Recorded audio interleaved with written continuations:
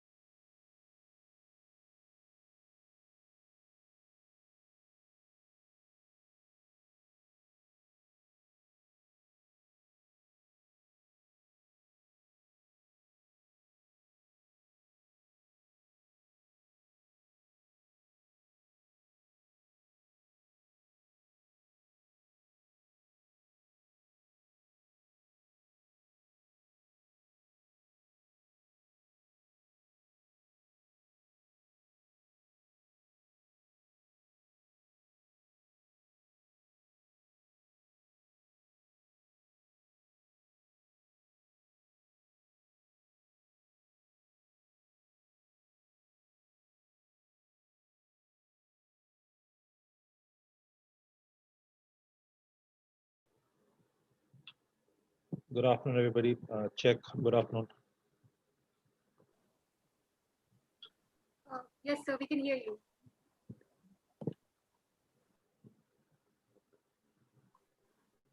Good afternoon.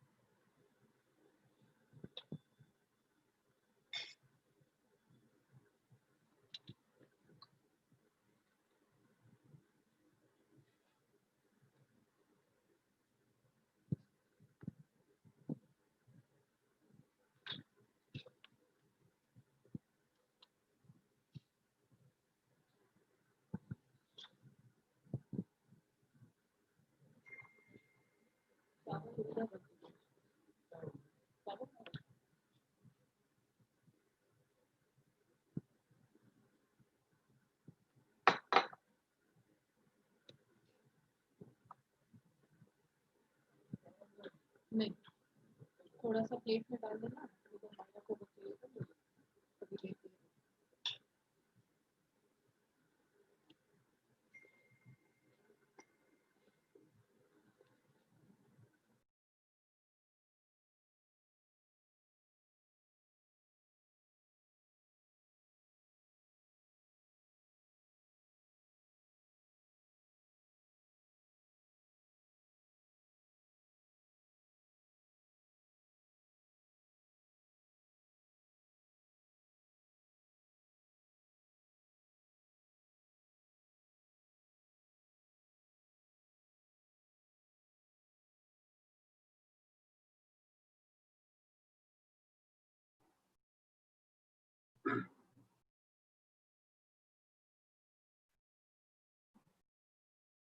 A very good afternoon to everyone.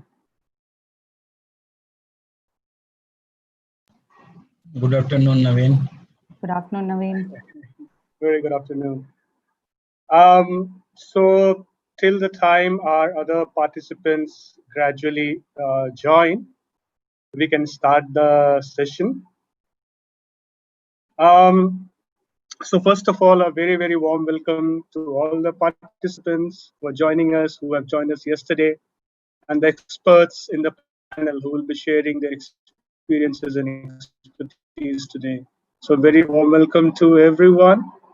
And I think yesterday was a very, very exciting day, at least for me, and I'm really hoping it was for everyone else as well, where we were able to hear the experts from the research sector working on biochar and what has been the key insights, what has been also the challenges in the areas of research around biochar, and what are the road ahead so far. I'll excuse me, please.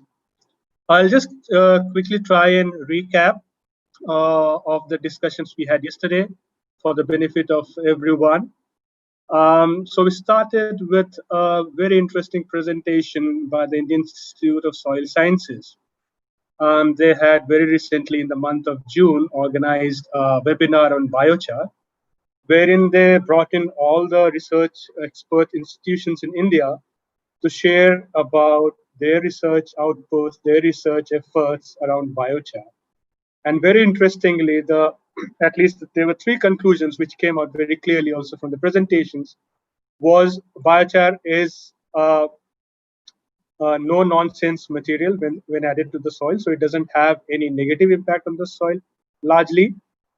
Rather, it has a positive impact on the environment in terms of sequestering carbon in the soil.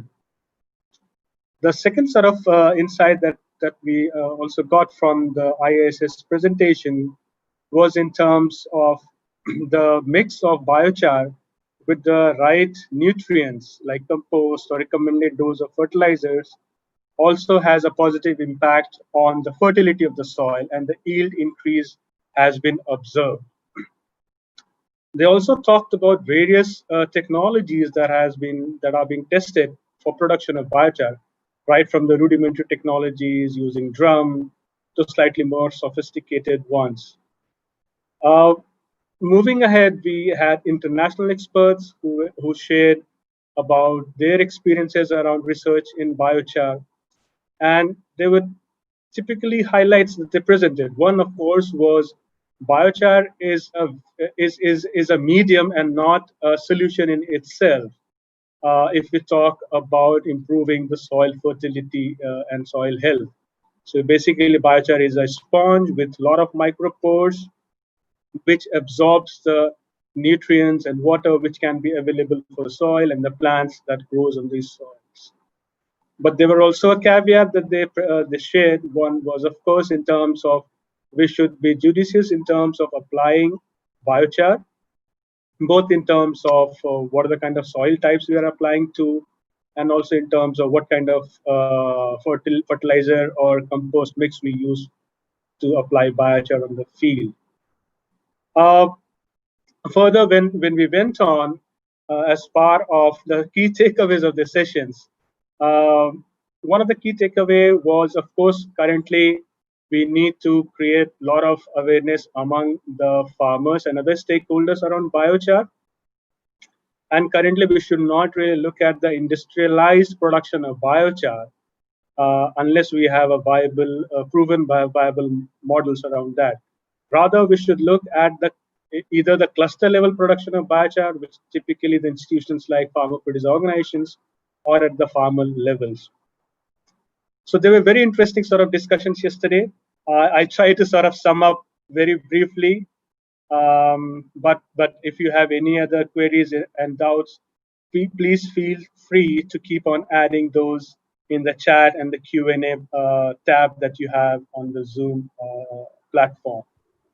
Just to very quickly brief you what's in store for today. So today we have three sessions, two technical. The first technical session today is a very good sort of a takeaway from the last session yesterday, wherein people were talking about, is there any business model available? What are the feasible technologies for production of biochar? So the first session today will focus on technologies, the viable technologies, and the business models around biochar. The next sort of discussion that we also had yesterday, again, which is again leading to the next session, is around what it takes to promote and implement biochar with the farmers. Ultimately, this biochar has to be applied on the farms in the agricultural sector, and farmers hence become a very, very, very critical stakeholders for that. So what it takes to promote biochar and implement biochar at the farm levels in the agricultural sector. The third session would be bringing in everything together that we have discussed yesterday and will be discussing today in the two sessions as a concluding session, wherein we also will talk about what would be our next steps as a collective group here. All the participants, all the experts who have been able to join us today, they will churn out what should be the next steps for promoting biochar in the context of India. And we'll also learn about international experiences in terms of how similar kind of networks or similar sort of associations have been working, what has been the learnings, and can we learn something from those international experiences and try to adapt it in the context of India. That's a very brief for today. We have interspersed some of the quick quick sort of relaxing sessions as well to just loosen ourselves a bit. So you will also have that in the sessions interspersed in the sessions that we have planned today. So moving ahead, I would quickly introduce the panel now, and this plenary session is around technology and business models around biochar. This plenary will be chaired by Mr. Rajiv Ahel. He does not need an introduction. We learned about him yesterday. But just to sort of contextualize his role as a chair of this session, Mr. Ahel has been working with the pharma institutions, FPO, since long. And he has been working on various of the business models, working with the pharma producer organizations. He has also led this very, very interesting collaborative project with NABARD, the UPNRM project, which was primarily focusing on business models around natural resource management. So with this, I welcome the chair of this session, Mr. Rajiv Ahel. The lead presentation will be made by Ms. Archana Verma from Ahuja Clean Tech. Ahuja Clean Tech is basically an expert international agency which has experiences around successfully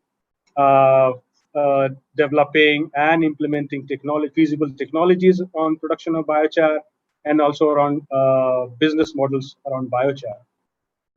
Ms. Archana Verma has close to 9 years of experience in designing and implementing environmental and social impact focused programs, and with a focus on renewable energy and clean tech sector or clean sector.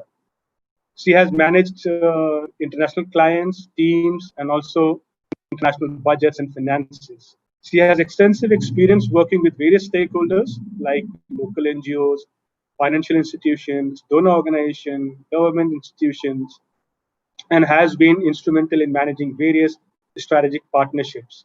She also has a vast field experiences with her, which is a very, very unique sort of a mix, having worked with multiple stakeholders and also having the field experience.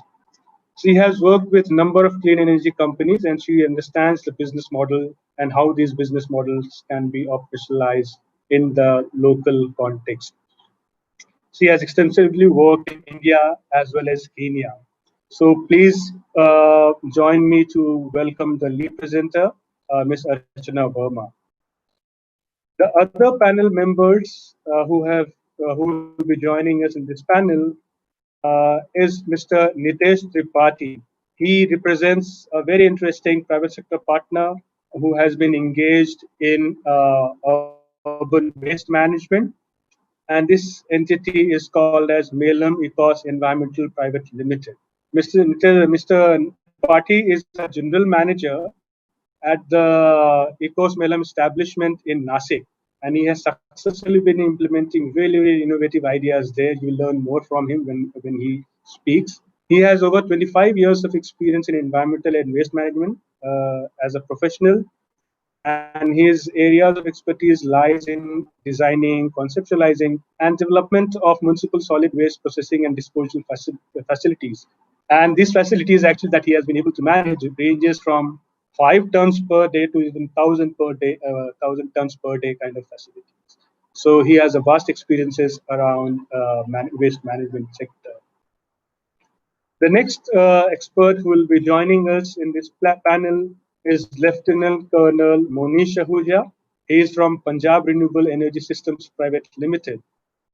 In his new avatar, he is working in the renewable energy sector for the last more than 6 years with a very specific focus on biomass, power plants, and biomass supply chain management.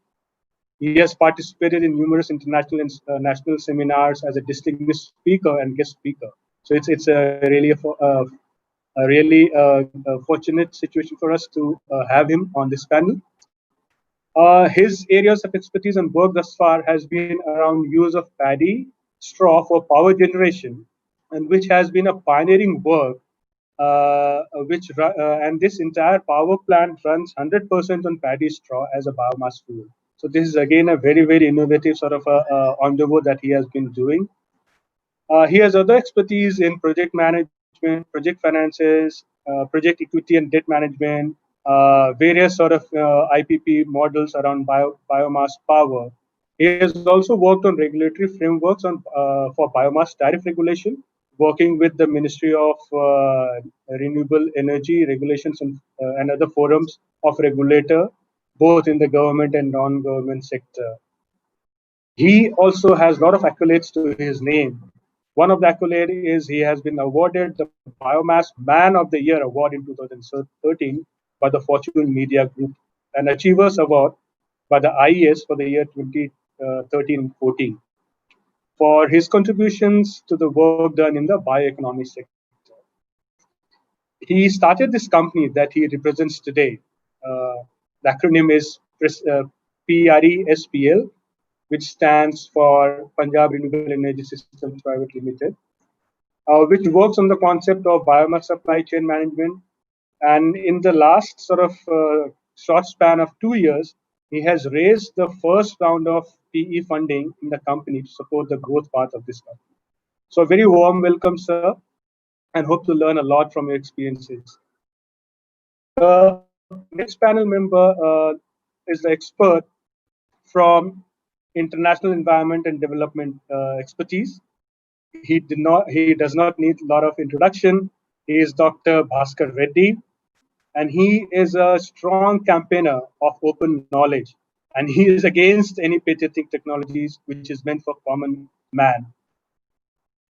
Dr. Reddy has a doctorate in environmental impact assessment, master's in science and geography, and master of science in applied geology from IIT Mumbai. And since last over 25 years, working in India, Afghanistan, and Indonesia, he has contributed to a lot of his work around climate risk management, climate change adaptation, environmental management, ecosystem-based adaptation, and others. He has extensive experience in the parts of covering across 18 states in India. And he, as a resource person, he has also participated in countries like Bangladesh, Kenya, Uganda, Canada, and South Korea, to name few. He has worked with quite a few international agencies, including UNDP, GEF, CBD Alliance, SDC, DFID, and others. Presently, he is the director at the Earth Center in India, and he is contributing to the emergence of Earth leadership for sustainable development.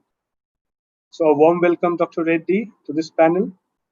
With this, I would pass on the session responsibility to the chair and request the chair, Mr. Rajiv Bahal, to initiate the proceedings. Over to you, Rajiv. Thank you, Naveen, and I think for getting us going.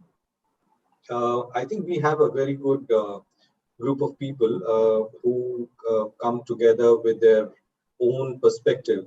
And I also like the fact that there'll be a basic presentation, lead presentation by Archana ji, which is also looking more specifically at the Indian context, to also be an anchor presentation.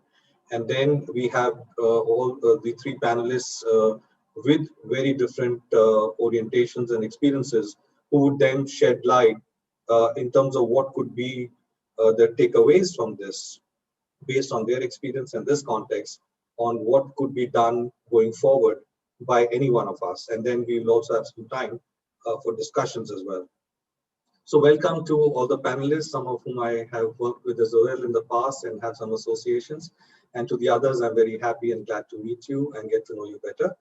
On behalf of the three organizations, GIZ, National Rainfed Area Authority, and RRN Network, I would like to welcome you all. And I'll now request Archana ji to come forward and take us through what she has learned and what she has seen and make us see the same. Archana, over to you. Thank you. Thank you. Thank you so much, everyone. I'm just going to share my screen. Okay. Perfect.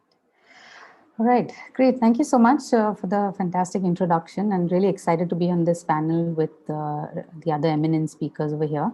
And welcome everyone to the technology and the business model around biochar session. I work with Ahuja Clean Tech, who've been subcontracted by BCE, a German engineering consulting firm, who are executing the promotion for Terra Preta project in India under the ProSoil program.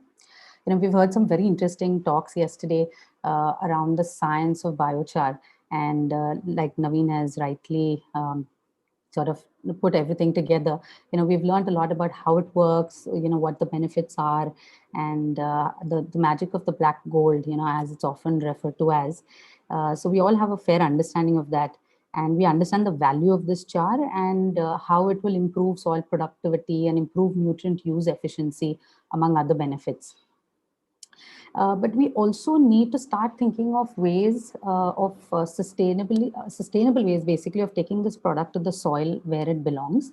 And in my brief presentation, what I would try to do is give a quick overview of the Terra Preta substrate product that we are hoping to create through this program, this current project. Give an overview of the program that we're working on, and also share some of the technologies that we have identified for biochar production. And of course, along with this come the challenges in terms of feedstock, regulatory framework, you know, the market, etc. And also share a glimpse of the business model. Of course, this is work in progress, but we can share like a basic idea of what we're trying to do in this particular project. And lastly, end with some case studies, you know, from different geographies to showcase how certain models have worked well over there. Now, I don't need to go into any details of biochar. That was covered really well yesterday. And Terra Preta also, as a lot of us might already understand, is the Amazonian dark earth that was found in the Amazon basin. And this highly fertile anthropogenic soil made by the indigenous people thousands of years ago was done by mixing compost, you know, broken pottery, charcoal, manure, etc. And in the present day, there's a lot of research that's being done in terms of understanding these soils and replicating these soils in different geographies and trying to see if we can increase the soil fertility in different geographies. Now, through our project, what we're trying to do is create a Terra Preta substrate that can help improve the soil health. And there are different ways of doing this. You can do it through different methods. But this particular substrate, the soil amendment that we're looking at, is going to be made by mixing organic waste with biochar and microorganisms. And this can be applied on a year-on-year basis to the root zones of the plant. The year-on-year application basically helps the biochar accumulate in the soil and increase the soil fertility and almost imitate the natural formation of soil, right? So this is not a fertilizer or a plant growth enhancer, but it is rather a soil amendment and a very effective carrier of nutrient to the plants, right? So it not only helps increase the humus level, but it also helps retain the soil moisture. And all of this sort of leads to the overall improvement of the soil health in the long run. Now, we are exploring how sustainable business models can be created around this product so that it can be commercialized and scaled. And we need to make this accessible to the farmers and at the same time ensure that it makes economic sense for them to apply this to their soil. Now, we need to address the challenges of both the soil and its caretakers, right? Now, the project that I was talking about, the promotion for Terra Preta in India, through this, we are aiming to provide expertise and technology support to two urban local bodies and two farmer producer organizations to produce biochar and produce Terra Preta in the state of Maharashtra. Now, we all know that there are large quantities of agro residues available in rural areas which go wasted and are burnt. I mean, this was extensively covered yesterday as well. And there's a huge opportunity for the FPOs to convert this readily available waste to biochar. And the ULBs also, on the other hand, have a huge quantity of garden waste with them. So that could be converted to biochar as well. And the ULBs are already producing compost, like we all know. So this compost can be mixed with this biochar and the same with the FPOs to make the Terra Preta substrate. Now, through this project, what we're trying to do is help these ULBs and FPOs develop viable models, develop DPRs for them, and also help in the setting up of the technology and in the production of biochar and Terra Preta. And at the end of the project, what we are aiming to achieve is basically we should have successfully set up technologies at the ULBs and the FPOs to produce biochar and also create SOPs and quality assurance protocols for production of Terra Preta substrate. Now, the technologies, there are various ways in which biochar can be carbonized, right? So it could be a simple method like Naveen mentioned, it could be the heap method, the retort, or state-of-the-art modern pyrolysis processes.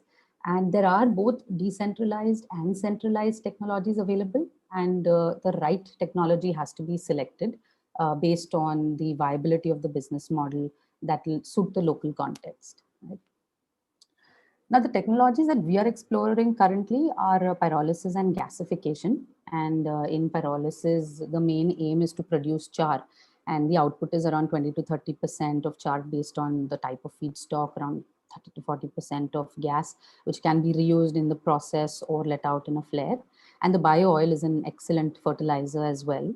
And the char that comes out of pyrolysis, of course, is good quality char that is mostly used as activated carbon in air and water filtration, or also used for cooking as briquettes, etc.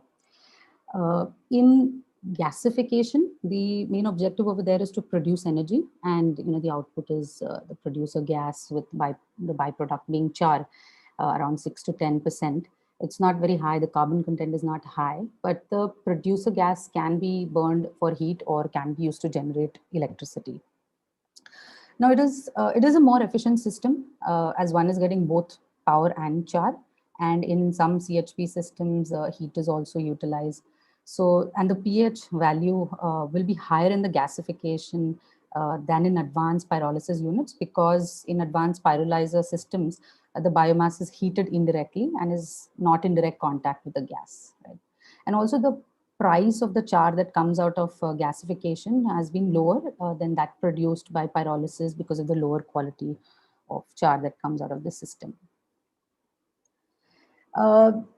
These technologies come with their own set of challenges and issues. I'm just highlighting some of them. Of course, there are plenty. And the technologies not only need to produce good quality char, but they need to efficiently use the product streams like heat and energy as well. And they're not viable at smaller scales. And then the feedstock, plays a very important role in deciding the type and scale of technology.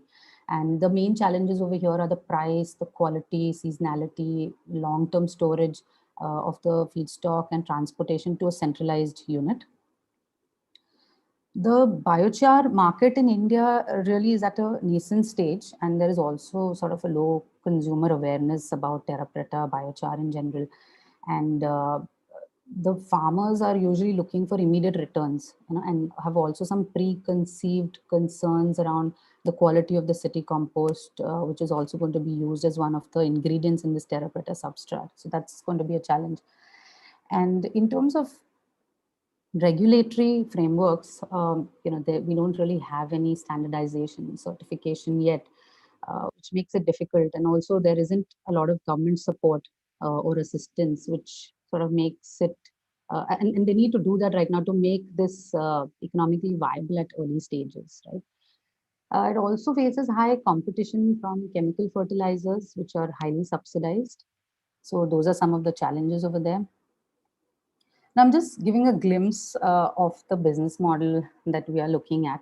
There are a handful of companies in India that are currently producing terra preta substrate type of products, but they are all at a nascent stage. And through our project, what we're trying to do is work with the ULBs and FPOs. And through this diagram, you can see we're trying to get the compost. This is, of course, one of the scenarios. Multiple such scenarios will be developed and refined. This is just to give you a sense of what we mean by creating a business model around this product. And here we are looking at, one, to bring the compost from the ULB to the FPO, where the FPO is producing biochar, through the agro residue that's available. And the technology that they use over here it could be pyrolysis, gasification, whatever, but there should be a good utilization of the heat and the gas. And then the biochar that comes out of the system would be granulated, sort of enriched with additives, and then mixed with the compost to make terra preta substrate. Now, ideally, the biochar needs to be mixed with the organic waste at earlier stages so that it can mature with the compost. But here in this scenario, we're looking at mature compost already. And of course, biochar could be sold as it is, converted to briquettes, enriched again with additives, and packaged and sold as biochar fertilizer. So these are some of the additional products over there. And the ULBs and the FPOs can sort of decide the right product mix, based on the local market conditions over here. And the idea over here is to test and demonstrate a model that will be sustainable and scalable. And I'm just going to quickly walk through some case studies just to give you a glimpse of what is happening in other geographies and how these technologies are working over there and what they're doing with the biochar. So Ahuja Cleantech, a Swedish social for-profit enterprise, has set up decentralized gasification systems across Uganda since the year 2012. And their system ranges between 32 to 70 kW, and they convert agro residues, mainly maize, as a feedstock. And they have set up these microgrids connecting 100 to 500 households in different villages. And this system generates three-phase power, which is also good for productive use applications. The biochar over here is converted to briquettes, and say around 1 ton of biomass that is used per day over here, 100 kgs of biochar is produced. And these local village residents are trained to become operators. So this creates additional income and job opportunities as well.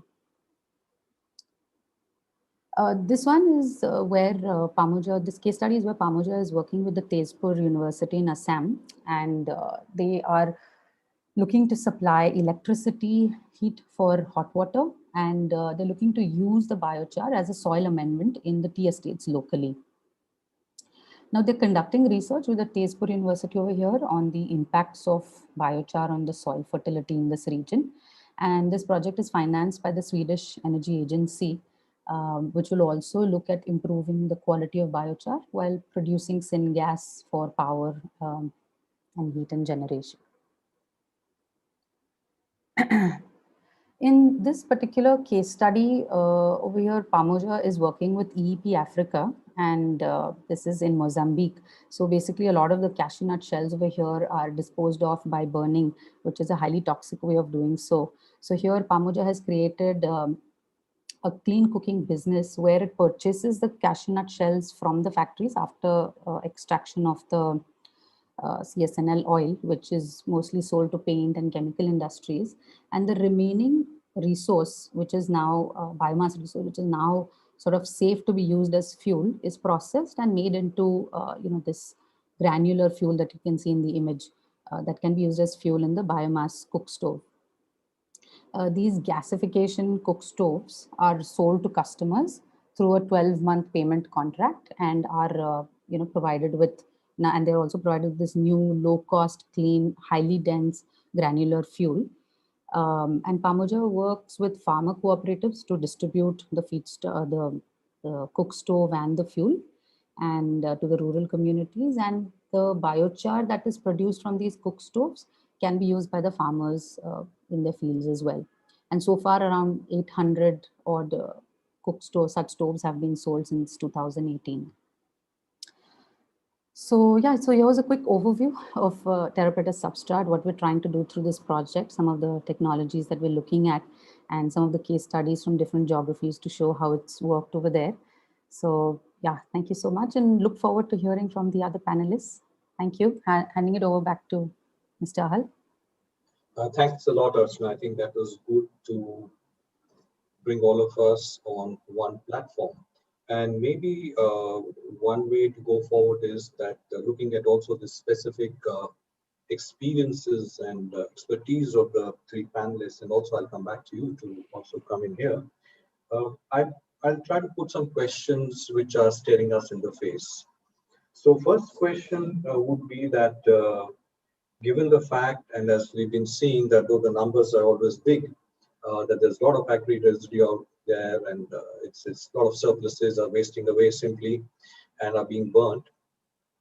The fact is, and we heard it also yesterday from the chairman, Mr. Venkatramelu, that this is not so. The surpluses are really niche and in certain areas. So given the fact that the actual source may be seasonal, may be limited, should we focus on use of biochar for agricultural biochar use, or should we go in for other products like energy, electricity, briquetting, or a combination, of course, as what you shared in one example? So I think that Colonel Monish, Monish Ahuja, you've been working a lot on biomass-based energy value chains. And you've been also looking at it from a national and a policy perspective. So looking at it in terms of availability and need, and also potentially what is business possible, what would really give some returns for it to be viable? What should be the direction going forward? Over to you. Thanks, Rajiv, and thanks for inviting me to speak at this panel. Thanks also to the introduction made by Naveen.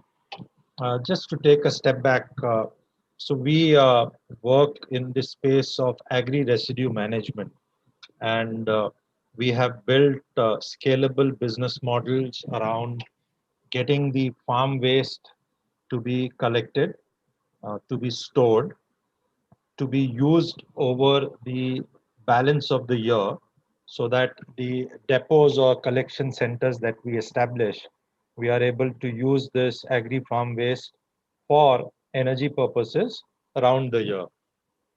And yes, we did start with straw, and that's the more pertinent news item that everybody sees. But yesterday, one of the presenters talked about Madhya Pradesh being the second in terms of the state. So this problem is not about India.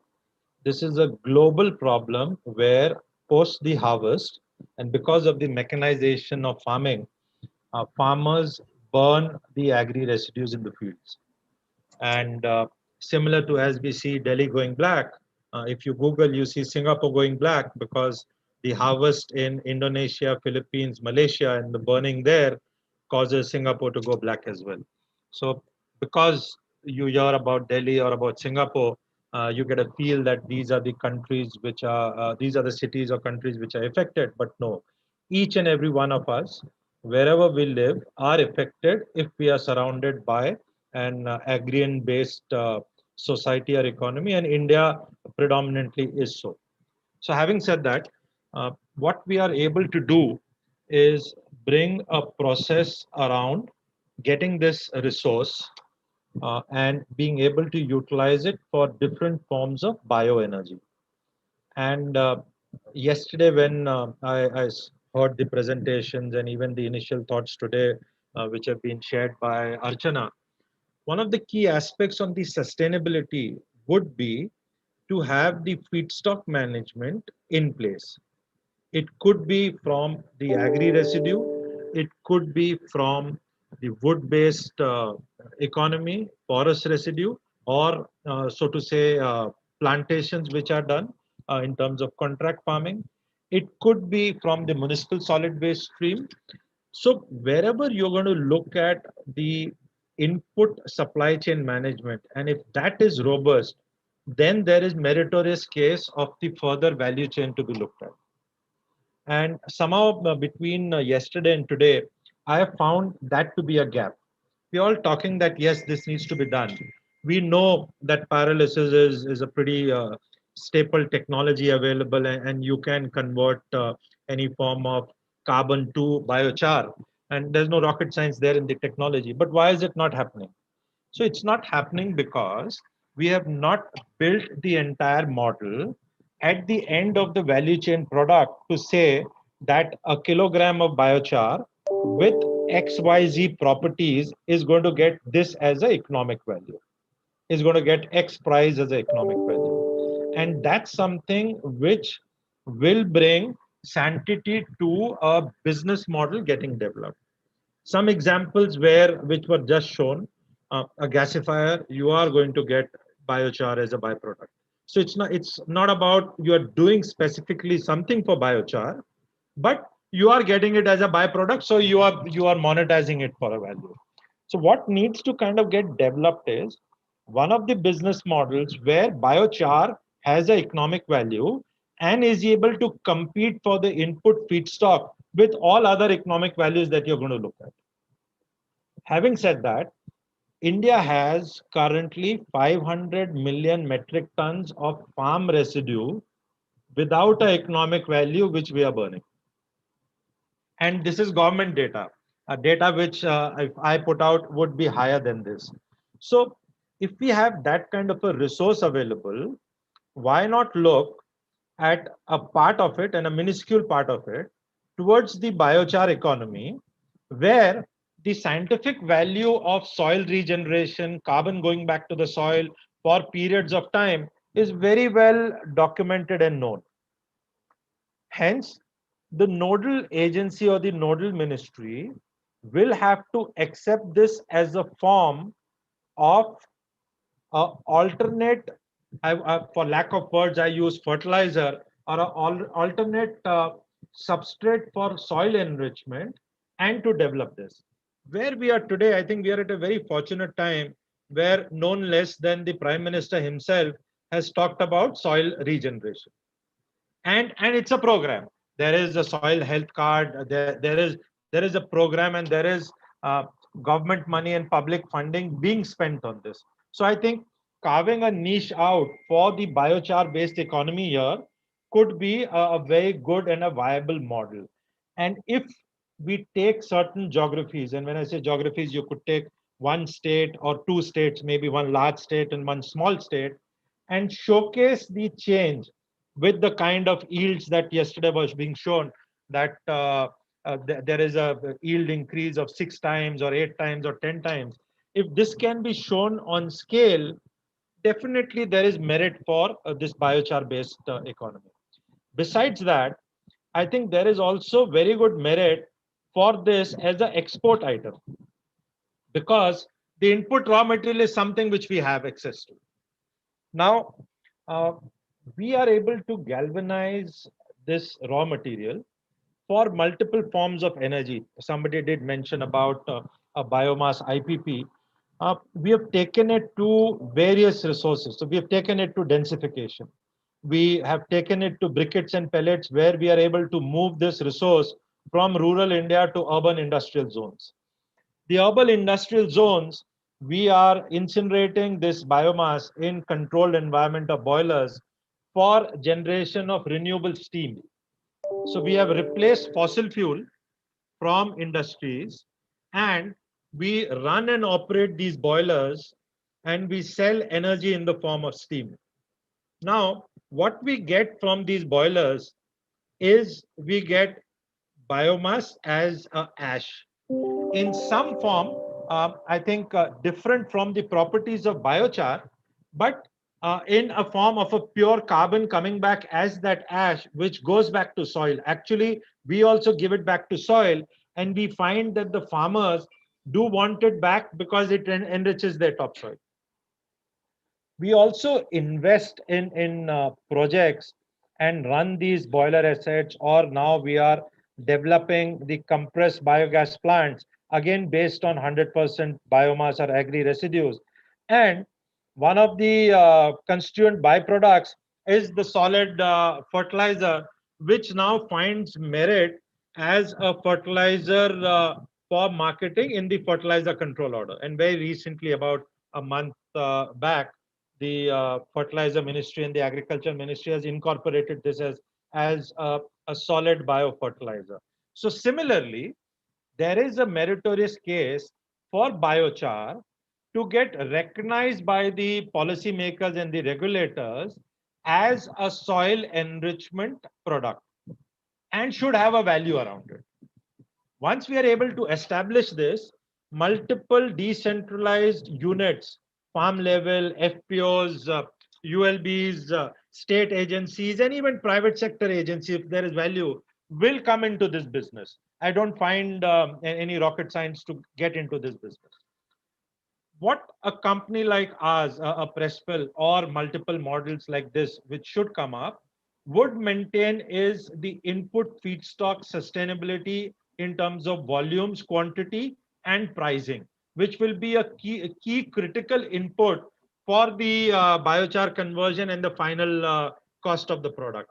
So it's one of the important pieces of the jigsaw puzzle, which needs to be collectively developed for the entire biochar economy to come up. I think we can be a valuable partner. We'll be more than willing to support any project or any structure over here, at least from the feedstock supply and taking care of that particular element of risk away from such a project now or in the future. We handle large volumes, volumes going up to 1,000 tons a day for large-scale biorefineries which are coming up in India, and volumes going down to as much as 50 to 100 metric tons per day, specific to client requirements. So again, the business model which I'm kind of talking about is something which we started off a decade back, and today is a recognized business model of success. And the success is not in terms of what we are able to deliver, but the success, besides Naveen introduced one of our investments in 2013. Last year, we got invested by State Bank of India in equity and by Shell, the oil and gas major, in equity. So success in terms of large global giants recognizing the focus on utilizing agro residue waste for various energy value streams. And I think it's about building these small scale models and demonstrate them to be financially viable, and then allow them to scale up to a scale and size like something we are, or maybe going ahead. So Rajiv, I'm good with that. Happy to take questions and specific questions around the model or how the sustainability aspects can come into being. Another thing which I would like to share, a week back, we got awarded as the industrial champion for harnessing and maintaining the SDG goals in India. So out of the blue, it's not that we participated, but somebody from the UNDP and the SDG Council picked up our business model and reviewed it, and we got awarded last week. Thank you so much. Thanks, Colonel Monish. I think in a very fragmented supply chain in rural India, with very small windows and distances and expenses of logistics, I think you've been able to create a good model, especially in Ludhiana and in other places where you've shown how this can be done. One question, though, which has been asked by the participants, a more technical one, which one of you would like to take it, is that in the technology options that were shared by Archana of pyrolysis and gasification, the end product is projected as for use in industry or as a fuel, but not as a soil enhancer. And this goes back to also the question I asked. So is it being proposed as a multiple product stream that is biochar able to, that instead of ash, Monish, you can also have a biochar based process where the output is biochar, but you still get some gasification. Also, anybody else would like to talk about the technology angle of it, where to focus? So Rajiv, I'll take Yeah. that initially.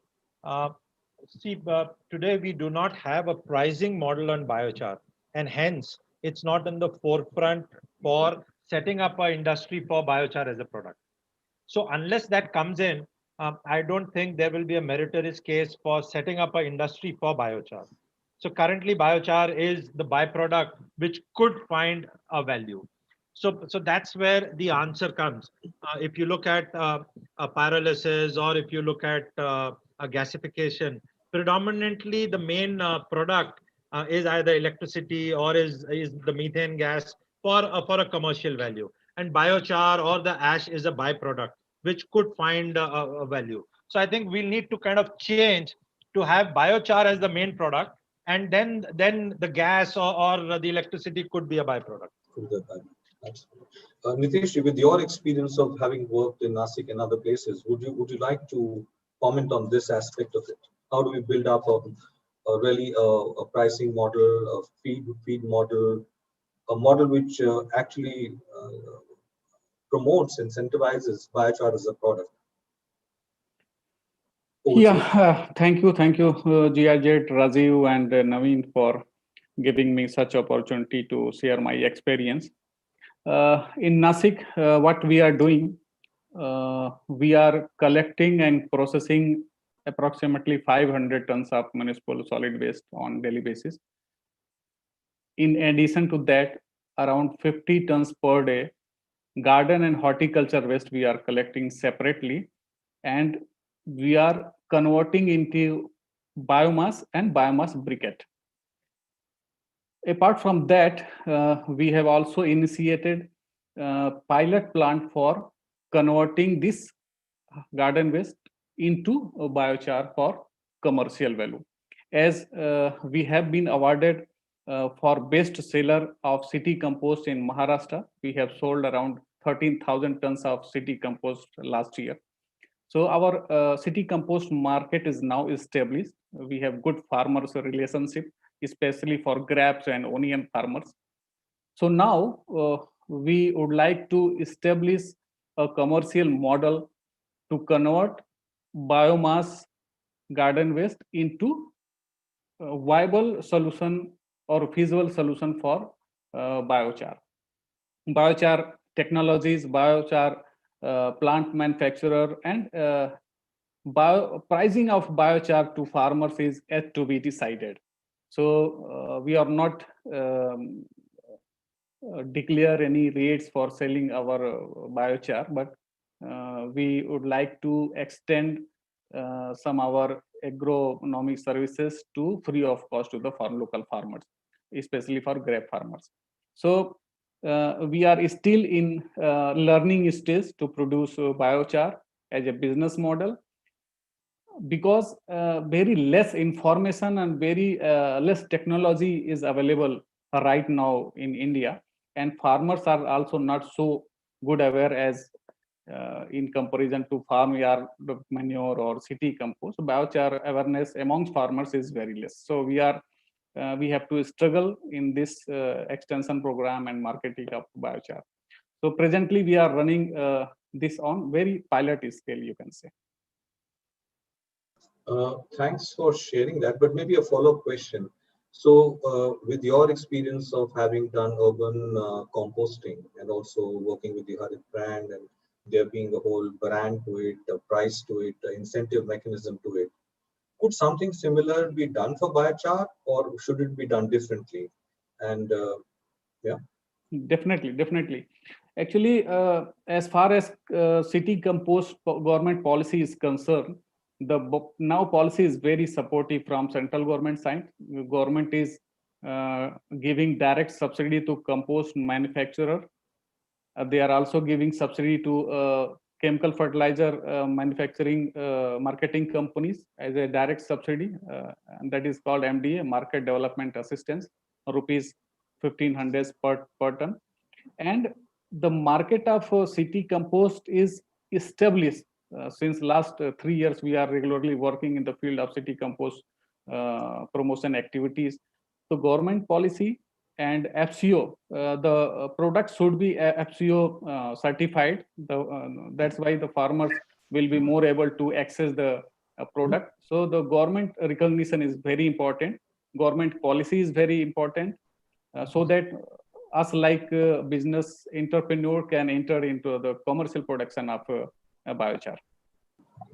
No, thanks a lot for that, Nitish. I think for NARA and the work that we do and NARA's role in it, I think one comes out very clearly that while there is a biomass policy for energy aspects of it, as Monish explained, there's the aspect of biochar, and also there is for urban compost and composting. The biochar part is missing, and so this is one area to pick up. But the other thing then would be to go on the demand side and really see if even so we have on one side the subsistence farmers, and on the other side we have more the commercial farmers who work on high value horticulture crops where they're willing to pay a certain price which may be higher. So my question then to Reddy ji is, in this, so we've been talking of the research side, we've been talking of production technology, but what about the demand side? Where do you see, how would such a link happen? Is there a demand really? Is there a need for it really? Reddy ji, could you respond to that?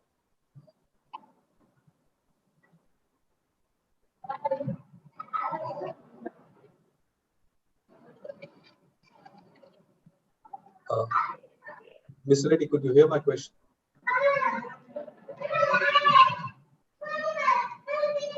Yeah. Yes, yes, you're audible, sir. Can you repeat the question, please? My question was that, so we've been talking about creating a demand, and there's been a market support, policy support, but in the end, there's also, there's a demand side to it. There's also the aspect that we expect, while there are byproducts which may have other consumers and users, that biochar is actually used as well by farmers. And there are all categories of farmers. There are subsistence farmers. There are farmers who are into much more into cash crops, and therefore they have a space for input costs.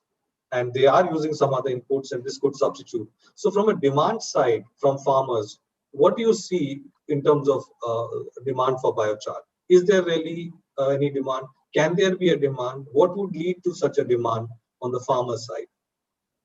Yeah, the demand is always there, sir, and farmers had a sustainable soil management system before the Green Revolution. Once we started giving inputs externally, then they forgot how to manage their own soils, and soil fertility management has become an external input factor, and it also had a cost inbuilt of the farmers. And with the present scenario of not having the farm animals also, and mechanization and many other challenges, even the stubble burning that we are seeing as a challenge, definitely somewhere this whole scenario is lost. The sustainable, indigenous, and this kind of independence of the farmers is lost in the process. Now we are trying to enhance the system, including biochar was an integral part of the farmers. It is not a new, the jargon might be new that we have introduced the trends since 2007. It doesn't mean even before people existed on this earth, the biochar material was there. I have a small brief presentation, sir, so that it can bring up how we can bring this particular aspect of biochar back into the communities on a large scale with the participation of the communities. So can I start the presentation? How long would it take?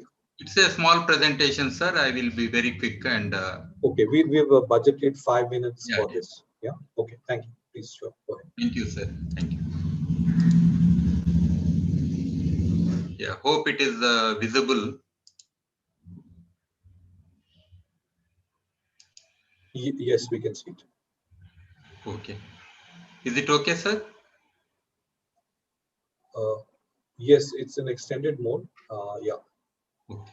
we can see it. Please go ahead. I'll try to be, as I said, this biochar, unless somebody wants to blend with some synthetic materials and try to bring as a new brand called biochar, then it's a business model. Otherwise, it's a natural material and a sustainable material in the past. And the science and technology, yes, they are working a lot, but still, even when I am listening to the experts, the expression about the biochar, so there are lots of variations in the jargon, and we need to demystify the knowledge and technologies around this. And it is the most simplest technology as far as I know, having worked with communities. And around this, it should be community centric, whatever the business model that we are developing. And ultimately, the business is to serve the communities on a large scale. This is what we should look at. But here, what is most important is why the things are not taking up so much is because of so many other things. That is, the policy also is very much required. Our policy is more towards chemical aspects in agriculture. Let us say urea or many other things that we are supplying under subsidies.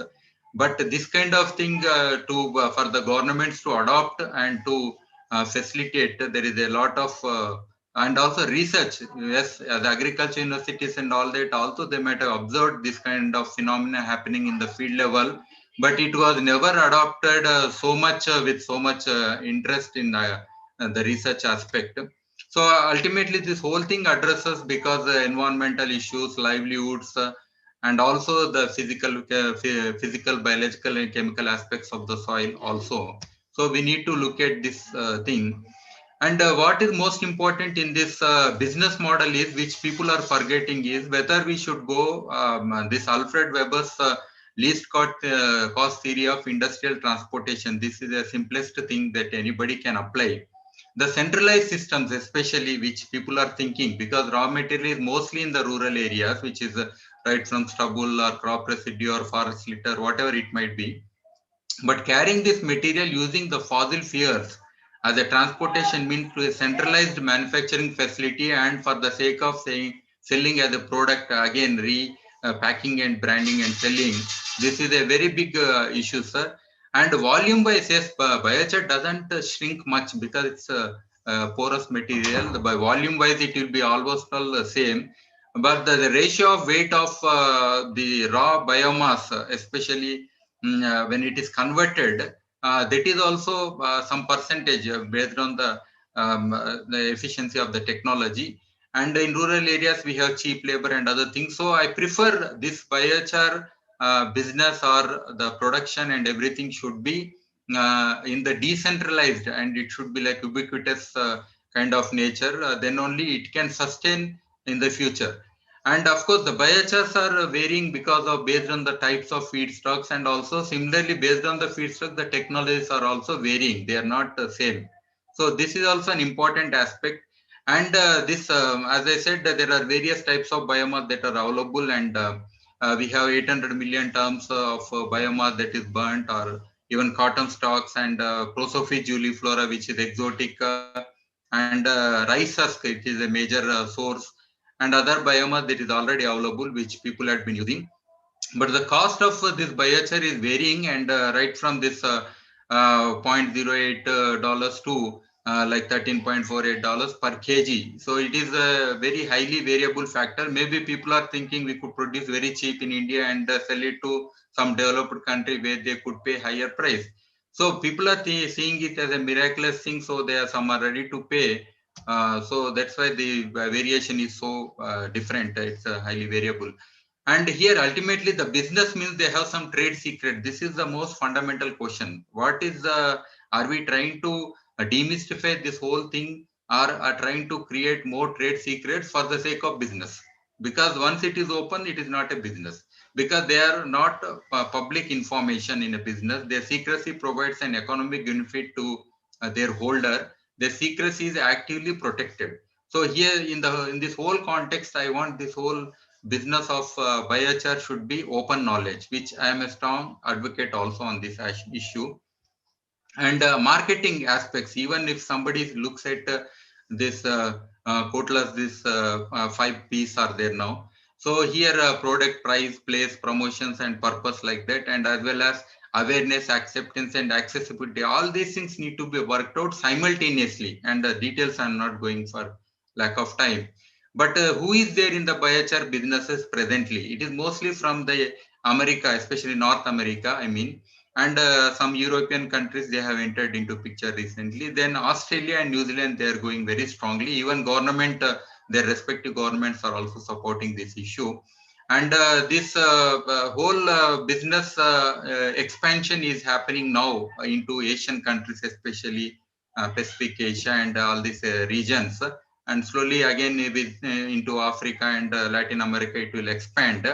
So biochar production technologies now, whatever they are existing, the centralized or what we say the technology, the best technologies that are very few. Most of the technologies are as a byproduct. They are taking it and using it, but producing on a large scale and able to sell those things are not happened. Otherwise, very small technologies are already existing, or traditional technologies. So some of the simple technology which I have designed for my farmers, I am presenting here. Apart from the earth mount technology, very old one that is existing already. So these technologies can be improved, and we could decentralize these technologies at the farmer level or at community level. And the sustainability of biochar culture, I try to coin this term because it's an integration into traditional and local practices that should be encouraged. And to produce and use biochar is locally available raw materials, is which is it should be sustainable also. And biochar blends that we would do, or biochar compost, or various things which we add on, that should be organic and natural. Then it is good for the environment also. And here most of the charcoal production from wood is made by earth mount kilns. That is a very traditional technology. Then traditional systems for the crop residue conversion to biochar, promoting by is usually sometimes I always tell farmers it is easy to buy directly biochar from somebody rather than producing yourself. I know each person is not a skilled person to do that job. There are some like it is Ramanad area in Tamil Nadu, or you come to Prakasham area in Andhra Pradesh. Like that, traditionally there are some people who know how to make it exactly, and their efficiency also very high. And here even if we ask a person as a farmer to produce some biochar with his own crop residue, apart from using some biomass for composting and other things, hardly he will be from 100 kgs from every 100 kgs of biomass with the existing traditional, on an average 20 to 30 kgs of biochar is produced usually. And inefficient biochar production technology should be replaced in a phased manner over a period. That government should take responsibility, because otherwise people will tend to do, once having seen its importance, they will use the existing technologies. Ongoing traditional biochar practices should be recognized and improved. Yes, it can be done. I have seen some of the best traditional technologies existing here. They are built using the local bricks and clay.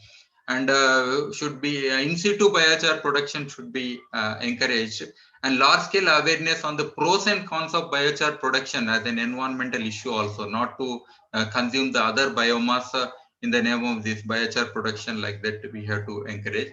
And this captive lands, people are thinking they could buy land and then use for biomass production, then they convert into biochar. That should also not be encouraged, because food first is the motive, and food security is most important. As per UNDP also, we have that SDG goal number 2.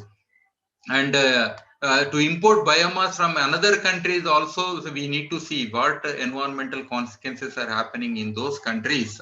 We should not make, like for eating beef, we cannot lose the Amazon rainforest, something like that.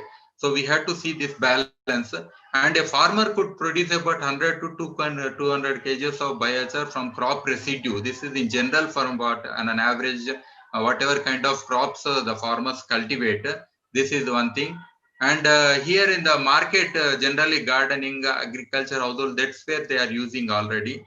Low price of biochar in the developing countries, it is existing. So that also triggers exports. So subsidies is a hindrance actually, because we are giving subsidies more towards other aspects which are not sustainable also. And the lack of awareness there in the market. And integrating biochar production application locally is likely to be a more sustainable practice than large-scale centralized production and dissemination. That is, we have to take care.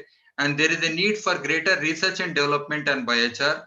All the biochar production technologies and application techniques should be under open knowledge. This is very, very important. For that reason, governments or international agencies should come forward with a common motive. Only then, under the CDM projects, how it had been done. Similarly, the effort should be made here. The efforts of all the companies and organizations involved in research should be compensated by either national or international agencies, and the components of biochar products should be revealed in the common interest. All the biochar products and blends should be made open along with the results. And standardization of the biochar product blends, terms or jargon should be made by a common agency. See, now the people who are selling biochar, I asked what is the term that you are using while packing and sending, transporting. To avoid the government taxation, these days they say it's a soil amendment, they say it's a garden soil enhancer. So they give different names just for selling it. They are not following any rules. So, and testing is very, very costly, and so that also need to be simplified. So there is no standard testing for biochar as of now, and there is a need to standardize the biochar products for the application to different types of soils and crops in different geographic regions and conditions. And that is also we have to map, and accordingly we have to suggest, and farmer is the right person to choose what they want also finally. And biochar as a product should be given top priority for usage rather than producing biochar exclusively. So this byproduct, so it means like we have to use that heat and other things, then we have to convert under pyrolysis some of the part as biochar like that. So that is more sustainable rather than exclusively producing biochar technology. These are some of my communities who are working at the field level and producing, which I documented. One of the things which I would suggest, especially for in the Indian context, is we have NABARD and many other people, and we have FPOs, very good model, and cooperatives also, and local enterprises, which we want to under this Farm Bill 2020, many various aspects have come. So here under for biochar production, we could look into these aspects, enrolling people under MGNREGA. We have very good resource. People are already cutting this biomass, which is like exotic Prosopis gilubera and all that under reclamation of lands. So the same people and their efforts can be linked for the biochar production. And centers for production of biochar in each village are the village where they have lots of fallow lands and this kind of biomass and crop residue. The locally they could allocate 1 to 2 acres of land for this as a center for production, and they could develop their own local fertilizers with the blends. This basic infrastructure like water and other shelter, other things could also be given. And some micro enterprises could be developed around that using that heat that is generated, with which they could do some food processing and other things, products also. And networking with other FPOs in sharing the resources for continuous operation of the plant. So along with other villages or within the geographic area, they could network. And investment loan subsidies, incentives from government and other supporting agencies need to be looked into. The NABARD could play a very good role in this. The stubble burning is that issue that we already have as a major challenge. And carbon credits, etc. Already some schemes are there, so those could be linked for this aspect. And biochar production technology designs for small farmers should be cheap, efficient, mobile, and convenient for in-situ production. This is also most important. And the cost of this technology is very, very high. And poor farmers need open source biochar production technologies and standards. And here is one of my farmer whom I trained to produce this biochar compost. Perfect, they have could get more than 100% of the yield, and they are doing very well now. And these are some of the farmers who applied, and you could see the result. And yesterday we had lots of discussion around it. But we could always address all the capitals like natural, social, human, physical, financial, and environment with the element called biochar, and which always helps the total system, the rural economies, the revival, everything can happen in a sustainable way. And here are some of my books which could be referred to, which are available online and free to download. Thank you very much. Thank you, Dr. Reddy. I think that was so good. I think it also helped us put things into context. So clearly we are looking that there could be, and there maybe should be, two different approaches, both of which can be synergetic but are important. One is more of a community-driven, community-based model, which is more local production, local consumption. And as you point out, if it needs some incentivization, then it also needs some business model. So I think that's another area to look at. Are there business models for such community-based responses? And the other thing that I think Colonel Monish and Nitesh and others that came in is this whole huge biomass as a waste, either in terms of sheer waste available at one point of time. I know peanut shelling plants in one location in Gujarat, where they produce 8,000 metric tons of shells in one go at the end of the season. So what do you do with it, really? So, or urban waste, how do you take care of it? So I guess there is, from both sides, there is a need for two different models. So I would like to hand over to maybe just give a minute each to all three of you, one closing statement in terms of your guidance to all of us as what could be the best way to move forward, knowing this reality, and with your experience, what should be the next steps? So starting with Colonel Monish Ahuja, because he has to leave, followed by Nitesh, and then Dr. Reddy as well. And Arshna also, if you would like to give any one. So 1 minute each, please. Yeah, thanks, Rajiv. So my single point would be to make it as a model to get a nodal agency and maybe Agriculture Ministry as the nodal agency to formally recognize biochar as a marketable product and to put it under the fertilizer control order with some equivalent support for this to get sanctity, or for the larger players to look at it as a business revenue model. Thank you. Absolutely. Thank you. Nitish, over to you.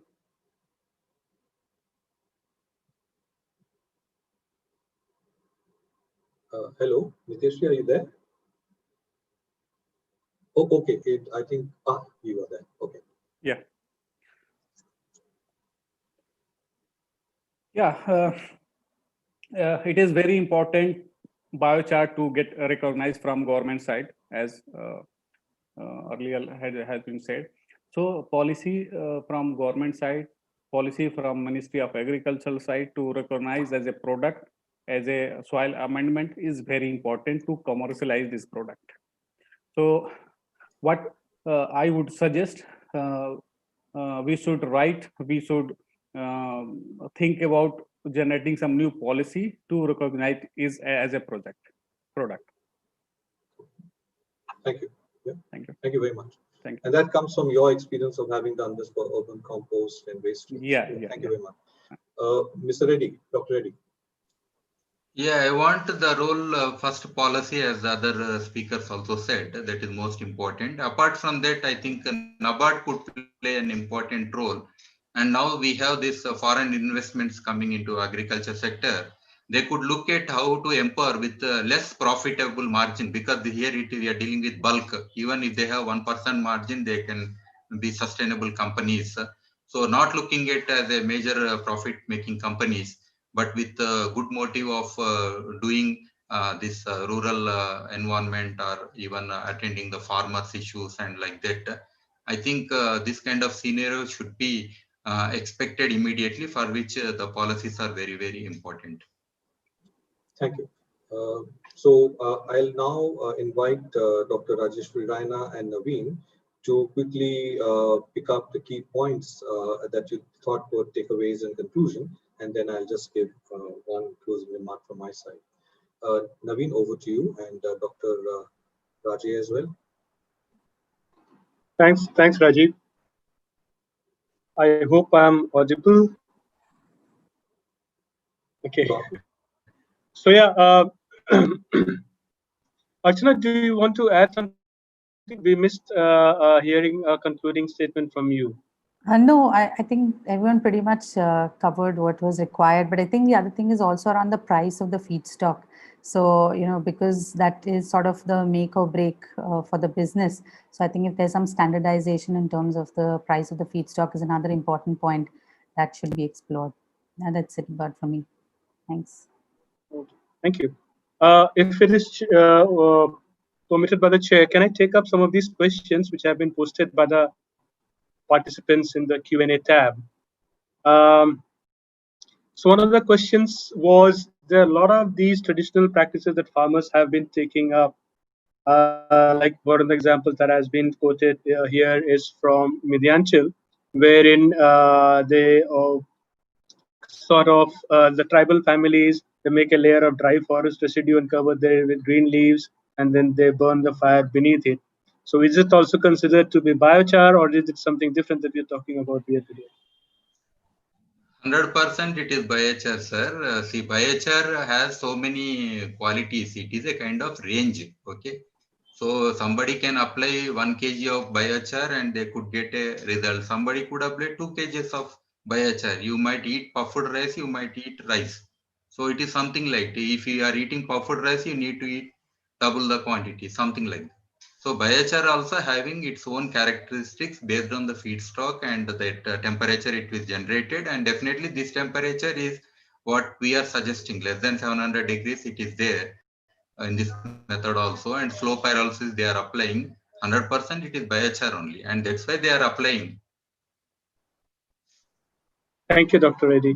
The other question posted by the participants, I think this is addressed to you, Archana. You talked about the cook stove case study. So can the cook stove also utilize other feedstocks than what you presented as part of the case study? This particular one was designed for this feedstock. I'll have to check, but as far as I know, it was taking this special feedstock only. But I can check and I can get back. Thanks, Archana. There's one more question. I think if Colonel Yes, please. oh yeah, so it's addressed to you. So in most of the cases when we talk of this application of biochar in the rural areas in the soil, have we considered the transport aspect, because this is going to have an impact on the business model, because the fuel itself is expensive, plus also transportation would also add to the greenhouse gas emissions. So have we also considered this aspect? So in the model that we run and we do, we have taken, and these are external audits which have been done on the entire life cycle of carbon. I'll give you an example.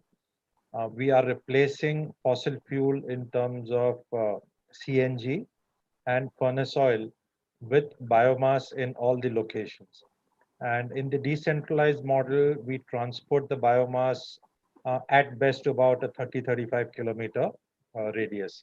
We also use electricity, and assuming it is electricity from coal, for conversion of this biomass into densified forms of briquettes and pellets.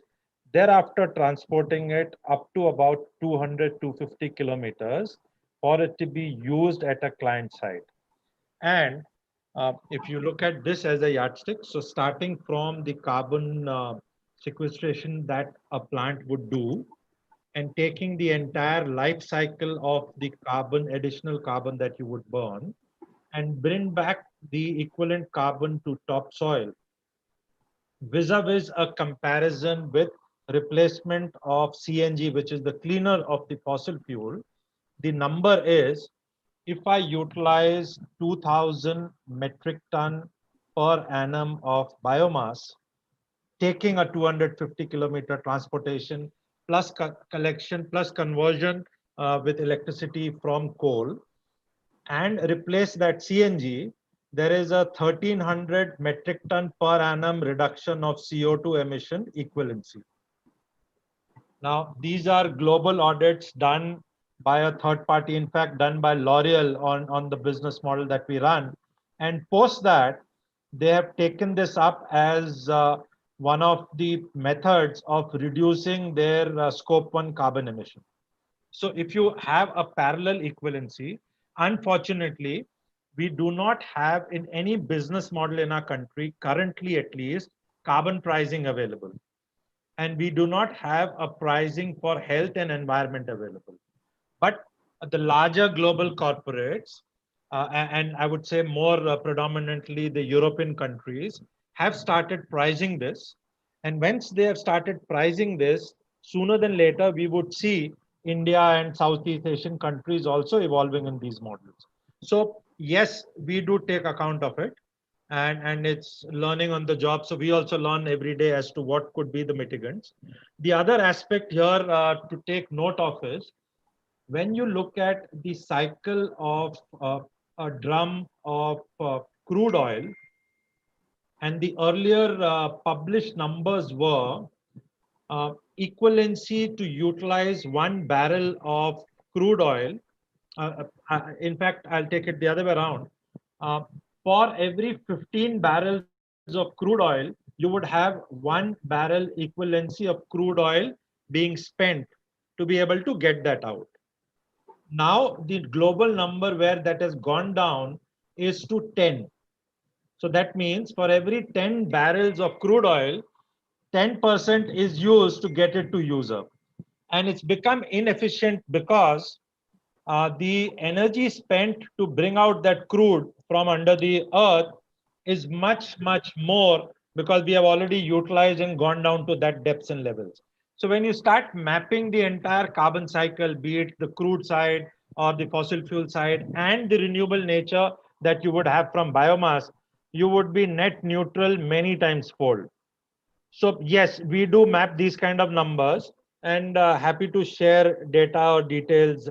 In fact, there's a project which out of technical assistance, DFID has taken now, and we are getting supported there over a 2-year project to map this kind of carbon mitigation numbers, pan-India, and the potential that it could have. Thanks, Kanat. I'll take two very quick questions. This question is maybe Dr. Reddy, you can address to it. Once we see this value of biochar that we talked about, and also the technologies available, and also the business models around it, should the government or the public institutions encourage agroforestry-based plants like bamboo, mahogany, etc.?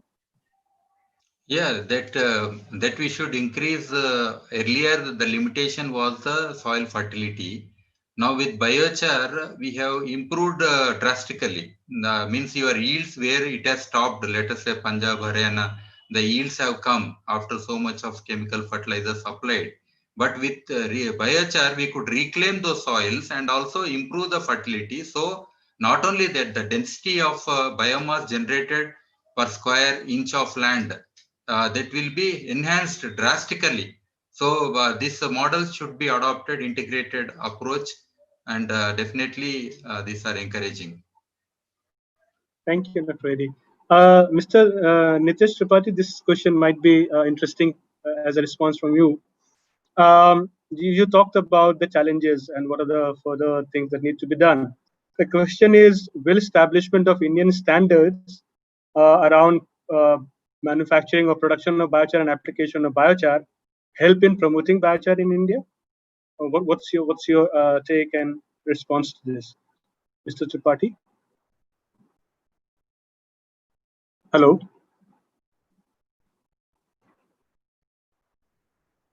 Hello.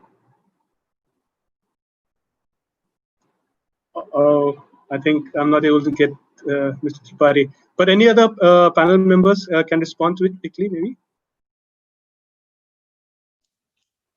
Yeah, the trend of usage of biochar will increase definitely because I am seeing last from 2005 onwards.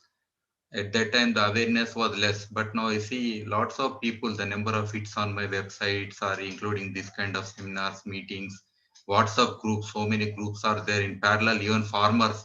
Even last 15 days, I had on 2 TV channels discussion on biochar, and I could see thousands of people viewing it again and again. I think this trend is growing very fast, and this is very encouraging because not only from the government perspective, but community perspective, apart from that, the global good that is like climate change and reducing greenhouse gas emissions, carbon sequestration. So there are so many good values around that, and it is going to take up. There is one quick last question from the participants. If you talk about, say, home gardens, are there any specific crops for which biochar can be used? or it can be used for every type of vegetable or food crop grown on the farms. I think this is, Dr. Reddy, this is again meant for you, I would guess. See, wherever the soils are good, don't use. If you are getting good yield, if you are satisfied, don't use. Wherever you think your soils are degraded, you want to improve fertility, use. Second thing is, for every rupee that you are investing or every effort that you are making, what is the value that you are creating? Should be the fundamental formula. Don't use extensively for paddy, because what is the rate of paddy? So that's why initially in India also, like tea plantations, coffee plantations, or some polyhouses, greenhouses where intensive activities going on. Such places people were focused and they really used also. So this should be the motive. Don't if you have so much money, invest somewhere. Don't invest for not getting anything. Summarize few quick takeaways from this session, and more of the summary. I think I like very beautiful statements and quotes. First of all, one of the key takeaway is also building on yesterday is like we should look at decentralized models for production of biochar. FPO seems to be a feasible sort of a model which we can explore and establish the viability of such models. One of the statements which has been a takeaway for me is biochar should be looked as a byproduct, wherein your main product could be energy or gas, which can be used for the purposes, and biochar can come out as a result as a byproduct of it. The third statement as a key takeaway was made, which is in this entire business model of biochar, feedstock management would be the key aspect to effectively look at. And hence, we need to have a very good supply chain of the feedstock and its conversion into biochar. I like the optimism that the panel also presented to this entire group. It's like now is the really a fortunate time for us to promote and pursue this carbon-based economies around biochar, especially with this entire attention coming from Prime Minister himself around soil rehabilitation and improving the soil health. So that is the opportune time for us. And this is the time when we should be able to showcase viable business models, which the industry partners, the private sector partners, public enterprises, public institutions, financial institutions can take it up at scale. The two last sort of takeaways from this session has been again in the form of statements.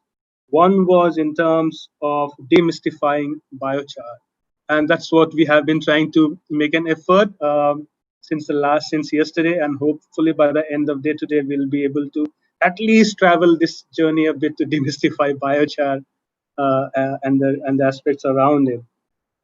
The last takeaway for me has been like be careful in terms of where and what kind of technologies you want to use to produce biochar, because technologies will differ based on feedstock, and also the application of biochar will depend on whether there is a problem in the soil health or there is a poor soil health in a respective area. So hopefully I have been able to judiciously capture and try and summarize the key takeaways from this session. And with this, I would pass on to the chair for his final words and concluding this session. Over to you, Rajiv. Thanks, Naveen. And I think it doesn't need much more conclusion after what we had as terms of closing remarks and the way you have wonderfully brought it together. And there'll, of course, be workshop documentation that will bring it all back to you. But maybe as a closing statement, my one question to all the four panelists, and Archana, I include you also in this, because you have an organization and you do research and you continue to work on this. This is a discussion we are having, and then there are chances that we'll maybe opportunistically meet again, maybe not on this topic, some other topic. But we all agreed that this is a good time and place to be building on this theme and taking this forward in the larger picture of the way agricultural prices, growth, farm economies, farmer incomes, sustainability, and businesses, the way they're coming up in India. So my one question to you would be, would you all be interested to become members of a Biochar Forum and actually help drive this process forward? So I see Mr. Reddy saying Sure, sir. Sure. Yeah. Definitely. Okay, Archana. Yeah, thanks. Yes, definitely. It will be a pleasure to join such a forum, Rajiv. Thank you for that. Yeah. In And fact, a lot of the pyrolysis gasification companies that we are speaking to, a lot of the private companies are actually quite keen to have such an association in place, because it would be a great platform for like-minded people to come together and for them to also know what is happening in different geographies, right? So everyone's working in their own silo, and a platform like this would be wonderful. no, thanks, Archana. I think that's what people like us, like GIZs, could do. We could bring the right people together and work with them and support them. Yeah. So back to Naveen and Dr. Raji with my concluding statement, which is more around always around action going forward. So I'm very happy to hear this from everybody. Back to you, Naveen. Thanks, Rajiv. And let's all together, of course, virtually thank all the panel members, the experts who have really been giving their insights, very valuable insights to this entire approach to biochar as a business, as a viable business model. So thanks, Rajiv, for sharing it, and thanks all the experts in the panel for their very interesting and valuable insights. Thank you. Thank you, everybody. So. So you're more than welcome, Dr. Ahuja, to stay. And of course, many of the other guests will be happy to be in touch with you. We'll pass on all the coordinates of our panel members with the participants so that they can feel free to contact you. I did maybe put it in the chat box, and you'll have to excuse me, Naveen. I have something else. I'm as it is 5 minutes late there, so sure. Excuse me. Thanks, everybody. Have a Yeah, good thanks session ahead. Bye-bye. So we are just delayed by about 12 minutes or so. We had planned for a break for 10 minutes. If everyone is okay, we can take this break for 10 minutes and rejoin at 3:50, if that is okay. Sabya and the team. So fine. So should we rejoin at 3:45? Are you saying 3:45? That would be 5 minutes from now. Yeah, we can join at 3:45. Okay. So see you in 5 minutes then.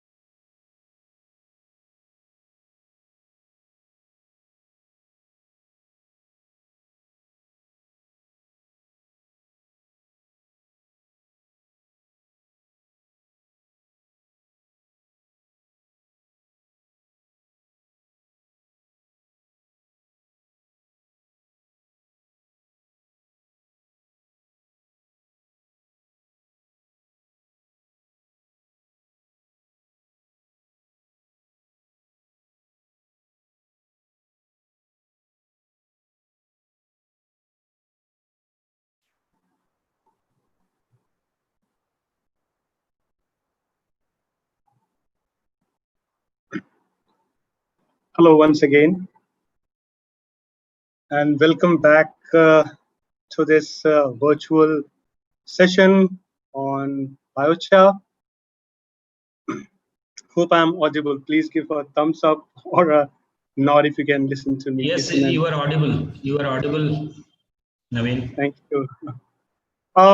Before we get into this next technical session, which is primarily on having heard about the science behind it, having heard about the business models around biochar, the next section will largely be focusing on now what should be our next steps and what has been the experience thus far to promote and implement biochar. Before we get into that session, I have just quick announcements. Um, After this session, we'll have a concluding session. And very interestingly, there have been members from RRA Network and GIZ who have been continuously sort of recording the discussions. Shipra, Swami, Divya, Sumit. I would request them to sort of take down the notes of all the session and maybe prepare a few slides as concluding the slides or as key takeaways from all the sessions we had from yesterday and today, including this one. The other quick announcement is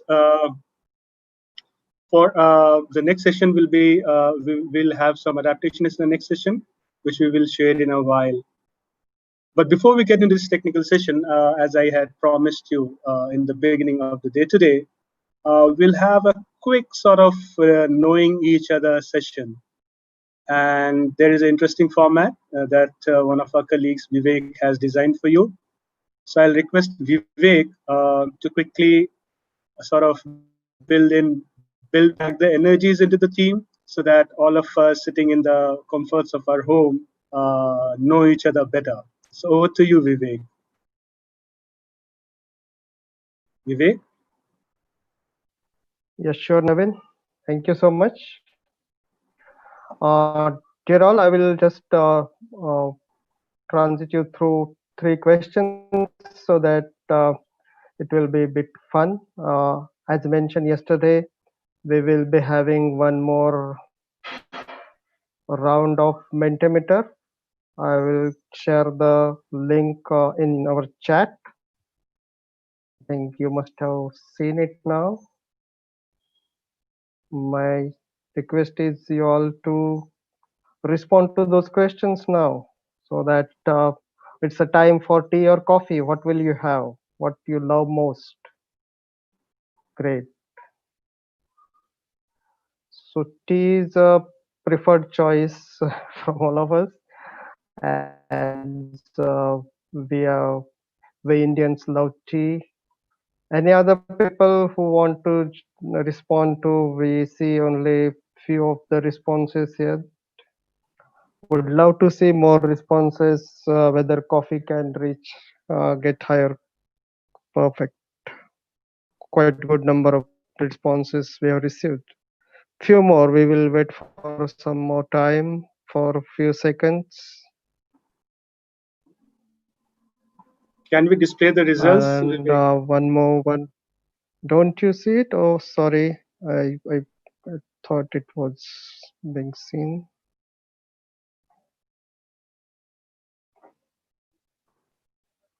Do you see it now? Yes. Navin? Yes. So coffee Okay. is not far behind. That's Yeah, interesting. coffee is I thought as covered Indians up, we were more covered up. akin towards tea, huh? But Tea, it's almost true. 50-50. Earlier, In yes, South, we are almost. happy with the filtered coffee. Yes. Ah, Yes. yes. Yeah, I think that has impacted over here, sir. It is almost 11 and 10. It's almost equal. Thank you so much. We will move to next point. Oh, this is cute too. Which pet you love most, cat or dog? A few of our friends have said both of them, but for us, we have one choice over here. We need to choose one from this. Hope you can see it. Yes. Cool. Request to respond. But we have about 65 members and only we got about 22 odd votes. I 22, think we yeah, need 22 more response. participation. I think people are still coming in. Yeah, but the dog is a prominent winner over here. Perfect. I think these are 22 number is persisting from previous. I think those are the members who are quite active on this. Around 24 members have responded. And one very last and interesting question for all of us, which is very close to our heart, is which favorite holiday destination, sea or mountains? I will give one more interesting answer to this. Few people have said that mountains along seashore. That is also very interesting. Okay. Oh, that's wonderful. The mountains, we people who work in natural resource management love mountains. Superb. Few more responses who are from south.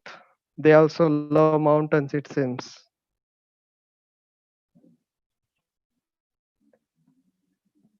I'm Superb. surprised I we think less yes. request for sea beaches. True. Very interesting. I think we have got required responses, and Naveen, this was very quick refresher for all of us. Over to you, please. Thank you very much for responding, everyone. Thanks, Vivek. Thanks for this quick refresher. And I hope this Thank you. all has helped us all to regroup as a unit before we get into the Absolutely. next session.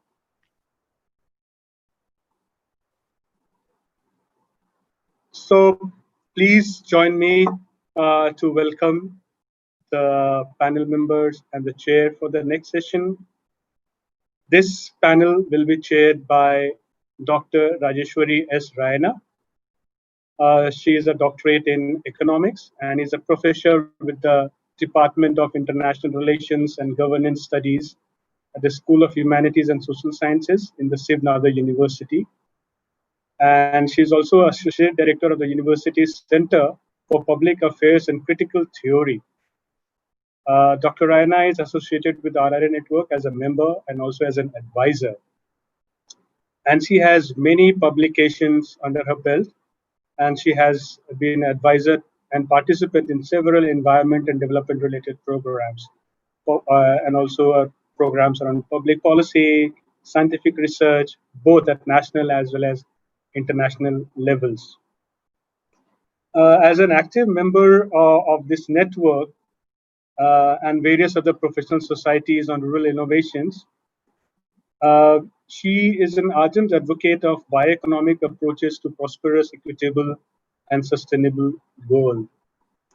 With these words, I would like to welcome the chair of the session, Dr. Rajeshwari Raina. Other members on this panel are our lead presenter, and it's a pleasure to introduce our lead presenter, is Dr. Leopold Steinbiss. Please excuse me for my any error in pronunciation of the name, Leopold. He is the directing manager of the German Biochar Association. So this is a very interesting association where different kinds of like-minded stakeholders across the sector, across different sort of institutions came together in Germany to work and promote biochar in the region. He has a master's degree in both history as well as English literature from the University of Stuttgart, and has been working in the academic field for the past 10 years, teaching history classes, among other things.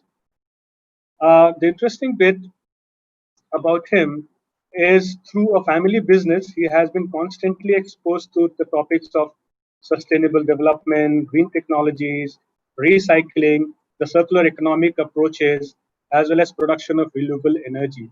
And hence you can see his role and interest in the Biochar Association in Germany. Thus, when he first heard about biochar from the chairwoman of the board, Dr. Susanna Wesser, he immediately felt at home, and so to speak, and did not hesitate to accept when she offered him the position of the directing manager earlier this year. And since then, he has been involved in every aspect of running the trade association, and he hopes to share some of his experiences with us today. And we are also looking forward, Alipur, to hear from you and also the experiences of the German Biochar Association. And if we can take out some lessons from your experiences and see how we can adapt those in the context of India and see if how we can promote similar Biochar Forum in our country. So very, very warm welcome. The next member on the panel is a very good old friend from institutional, which is equally old friend of GIZ, Mr. Sachin Kamble from NABARD. Sachin has been working with NABARD for over 15 years in the areas related to climate finance, natural resource management, and sustainable development projects and programs. He was directly involved in accreditation processes of NABARD to the UNFCCC climate change funds, like the Green Climate Fund, as direct access facility, as well as to adaptation funds as a national implementation entity. So he has been the key instrumental expert in getting this accreditation for NABARD. He has played a key role in channelizing climate finance from projects and programs under these UNFCCC funds for India, as well as operationalizing of the National Adaptation Fund for Climate Change created by the Government of India, wherein NABARD is the implementation entity. Academically, he is an agricultural engineer with a specialization in soil and water conservation engineering. And he is from Maharashtra, and he is an alumni and a proud alumni of MPKV Rahuri and IARI New Delhi. Currently, he is working as Assistant General Manager in the Farm Sector Development and Policy Department at NABARD, Maharashtra Regional Office in Pune. And he is looking after the portfolio related to climate change projects, watershed and tribal development programs, and farm sector policy aspects in the state of Maharashtra. He has been closely associated and involved in the GIZ ProSoil project and its implementation in the state of Maharashtra. So a very warm welcome, Sachin, and hope to hear from you today, your expert opinions as part of this panel. The next expert in this panel is again someone who has seen both the sides of the world, the private sector world, and after his so-called demystification of the private sector world, he moved to contribute through his expertise in the development sector.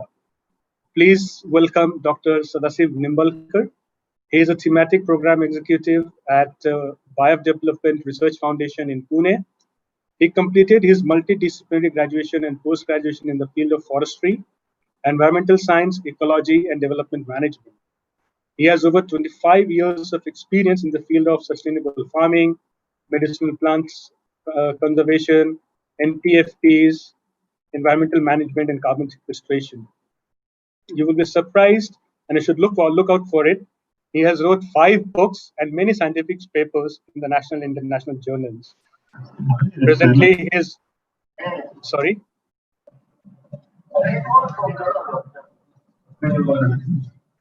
Sorry, I could hear some. Hello. Okay. So presently, Dr. Nimbalkar is looking after research and development in the field of sustainable farming, climate resilience, ecosystem services, forest conservation, ethno-veterinary medicines, and others. A warm welcome, Dr. Nimbalkar. Next, I would like to introduce someone who has been behind the shadows, continuously striving to work with the communities, establish viable models in terms of application of biochar with the communities. Mr. Elango Jairaj, who represents the organization called as Organization for Development Action and Maintenance, ODAM, based out of Tamil Nadu. And since last almost more than a decade or so, he has been working with the community to establish and implement biochar with the farmers. And he has a lot of insights, a lot of learnings from his on-the-ground experiences. Dr. Ilango was one of the earlier experts when some sorts of a biochar society was also formed in India, and he was one of the early members.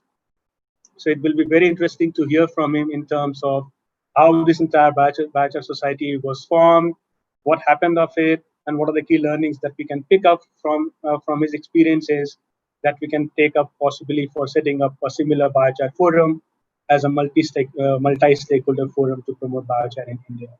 So a very, very warm welcome, Dr. Ilango.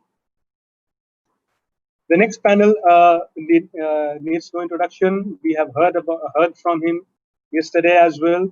So please welcome Dr. Shiv Kumar Dhyani from ICRAF to this panel. With this, I would pass on the proceedings of the session to the chair, Dr. Rajeshwari. Over to you, Raj. Sorry. Thanks, Naveen. Thank you. I'm chairing this because Dr. Rath couldn't make it today. I'm very sorry. He'll join us later as soon as he can. Yeah. Yeah. To start with, I mean, this is going to be perhaps our most fascinating session. We have people who are experts, as Naveen introduced, people who've been actually practicing the implementation of biochar and working with Indian communities and stakeholders too. Again, from a wide range of actors, from business actors to NABARD, a bank and promoter of new technologies, the government, research institutes, ICRAF. So we have various, well, let's say a range of diverse actors here. For us, as may I speak now as a member of the RRA network, for us, a keen interest in biochar comes from this working group that I work with as a member of this working group on living soils. And we have, looked at India's soils and practices that are, done within the scientific community, from within farming communities, within policy-making communities, and so on. And we found that there are what we call the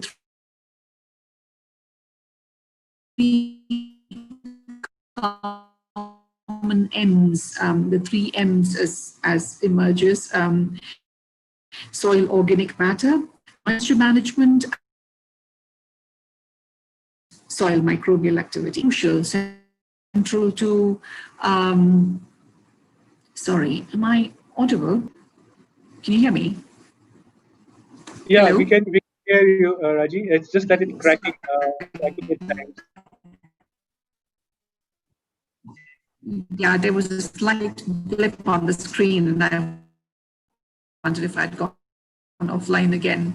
Let's say, where we converge with the Biochar Forum, as the previous chair was telling us, is in bringing biochar into the fold of these 3 M's, but also as the larger network. I mean, besides this, over and above this small little living soils working group that we are part of, for the entire network, the much needed, a desirable transformation of agriculture, let's say, from the current framing of, input intensive industrial agriculture, as again some of the previous speakers also mentioned, fossil fuel, the stranglehold of fossil fuel, and removing that is very central to the RRA network. So we have several points of convergence with the Biochar Forum, but also an interest in enabling a transformation of this current framing to an agroecological system, especially given the diversity, the explosive diversity of Indian agriculture.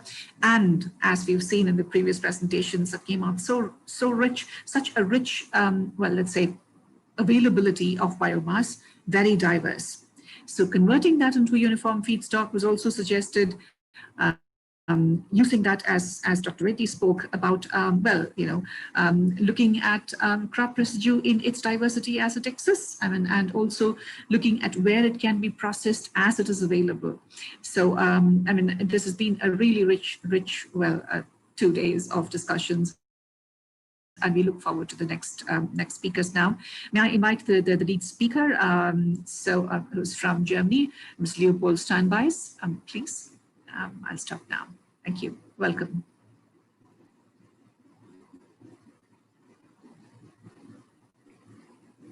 Hello? Yes, hello. Can everybody hear me? Yes, thank you. Welcome. All right. Yes, good afternoon from Stuttgart, Germany, on behalf of the German Biochar Association, and thank you very much for the warm welcome and the opportunity to speak on during your Biochar Forum. I want to get right to the point. Let me just share my presentation real quick. There we go. Can everybody see it? Yes. All right.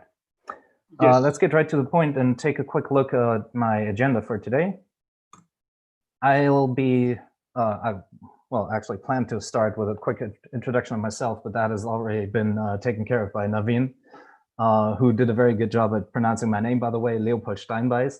So thank you very much for that. I will jump right to the main question of my presentation today, which is why and how creating a biochar network can be helpful in promoting biochar in India.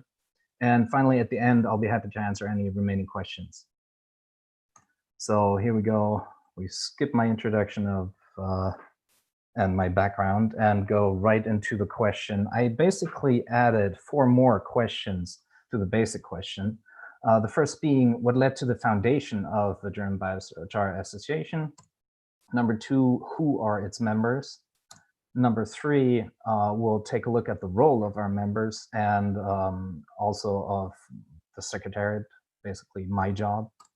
And number 4 is going to focus on the services and benefits that our association can provide to its members. So question number 1, what led to the foundation of the GBA?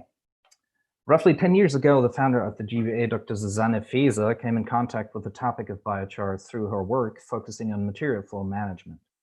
Initially, the biochar community was a rather small one, but over the years it became bigger and bigger. And this is when she gradually realized that everyone in the biochar community was facing the same reserve and difficulties on part of the authorities, for example, or potential customers. However, at the time, every single member of the community was fighting a lonely uphill battle, so to speak, all by themselves. So the fundamental idea of founding the German Biochar Association was to learn from each other's experience, to better coordinate the common efforts, and thus to promote and increase the knowledge about and the application of biochar. Thus, in February 2017, the German Biochar Association was founded with around 20 founding members at the start. Over the past 3 years, our association has steadily grown, and we currently have 175 members.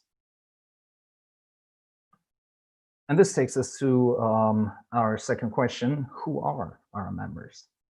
The membership basically consists of 7 separate categories, I would say. If you wish, you can look them up at the link I provided at the top of my presentation.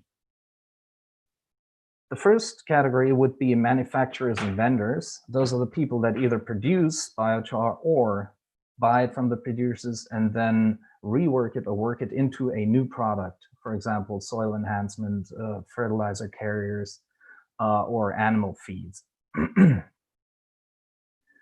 The second group that joined our association would be the users, mainly farmers, or people who apply biochar to whatever they are trying to achieve with it, either to improve their soils or to add it to the animal feed to increase animal health and thus to also increase the yield. And our third category would be consultants, like the aforementioned Björnsen Consulting and Engineers, among others. These are companies that basically offer advice to anyone who is trying to either work with biochar or to achieve improvement of their material stream, things like that. Category 4 would be the plant manufacturers. For example, companies like Pyrek or Biomass, who produce the machinery in order to produce biochar on a larger scale. But there's also small-scale plants available that basically can be used for your own gardening purposes.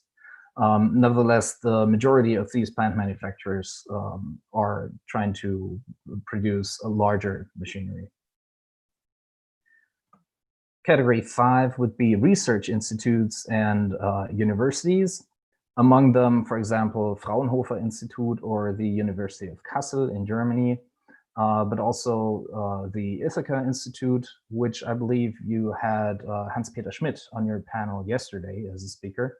So those people we also very closely work together with in order to spread the knowledge that they produce.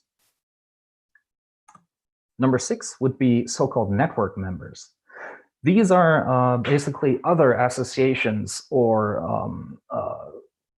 people that we cooperate with in order to increase our own reach and in order to increase our base of communication. For example, the Austrian Biochar Network, one of our newest members, because they just founded themselves last month, or the Swiss CharNet, but also on the European level, people like the EBI, the European Biochar Industry Consortium, and on the national level again, the German Bioenergy Consortium, people like that. This is basically in order to better coordinate our efforts. Everybody who has to do with the field of biochar can become a network member, and thus we get a lot of exchange and can help each other out. And the last category would be private members, people who are privately interested in biochar, its creation, and the entire knowledge around it. People who've been involved with developing biochar as a product and have still a keen interest in that. They become private members, basically. The next question would be what the role of our members would be. First of all, our members actively participate in decisions of the German Biochar Association. For example, they cast their votes in elections of the board members, and they vote on the association's constitution and rules at our annual assembly.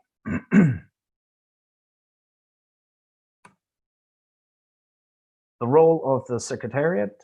Currently, the Secretariat consists of only 2 employees. That is myself and me being the managing director, and Andrea Frömling, who is our bookkeeper and secretary. But we are working very closely together with the GBA board, which consists of our first chairwoman, Dr. Susanne Feser, and our second chairman, Benedikt Zimmermann. And also there are 5 assessors, one of them acting as secretary, another one as treasurer, and then we have 3 scientific advisors. And last but not least, there's the PR team that we work closely together with, which is very important, obviously, when you try to communicate your projects and the knowledge around biochar.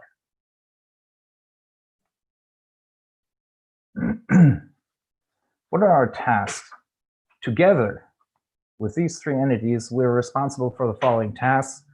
First, the administration of our association, which basically consists of maintenance of our database, taking care of the funds, project monitoring. For example, at the moment, we are funding the translation of the book Burn, Using Fire to Cool the Earth by Catherine Draper. We're trying to get it translated into German and publish it to increase the awareness in Germany of how great of a product biochar actually is. And then there's organizational stuff like the annual assembly or elections, our annual symposium.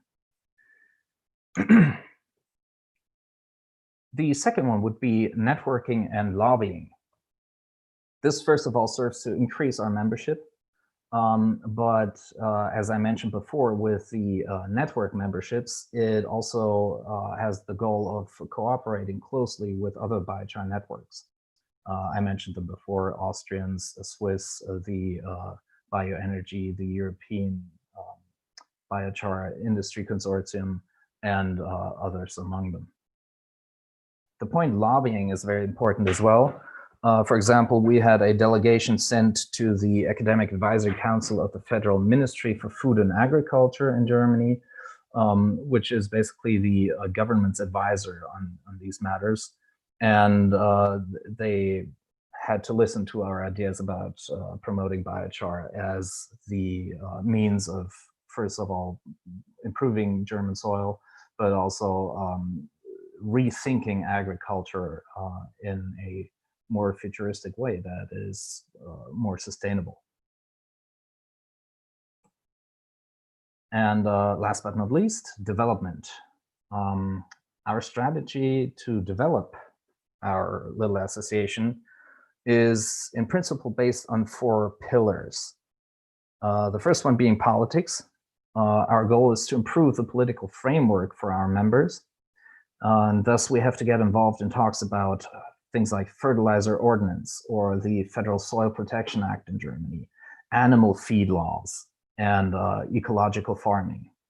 For example, currently we are trying to get government funding for so-called climate farmers, meaning farmers who employ biochar as a carrier for fertilizers and thus basically take carbon dioxide from the atmosphere and store it in our soils for hundreds of years. And we feel that there has to be some kind of compensation for that, because it actually creates a negative emission technique, a real carbon sink, which is absolutely necessary if we wish to ever reach our climate goals that we set for ourselves.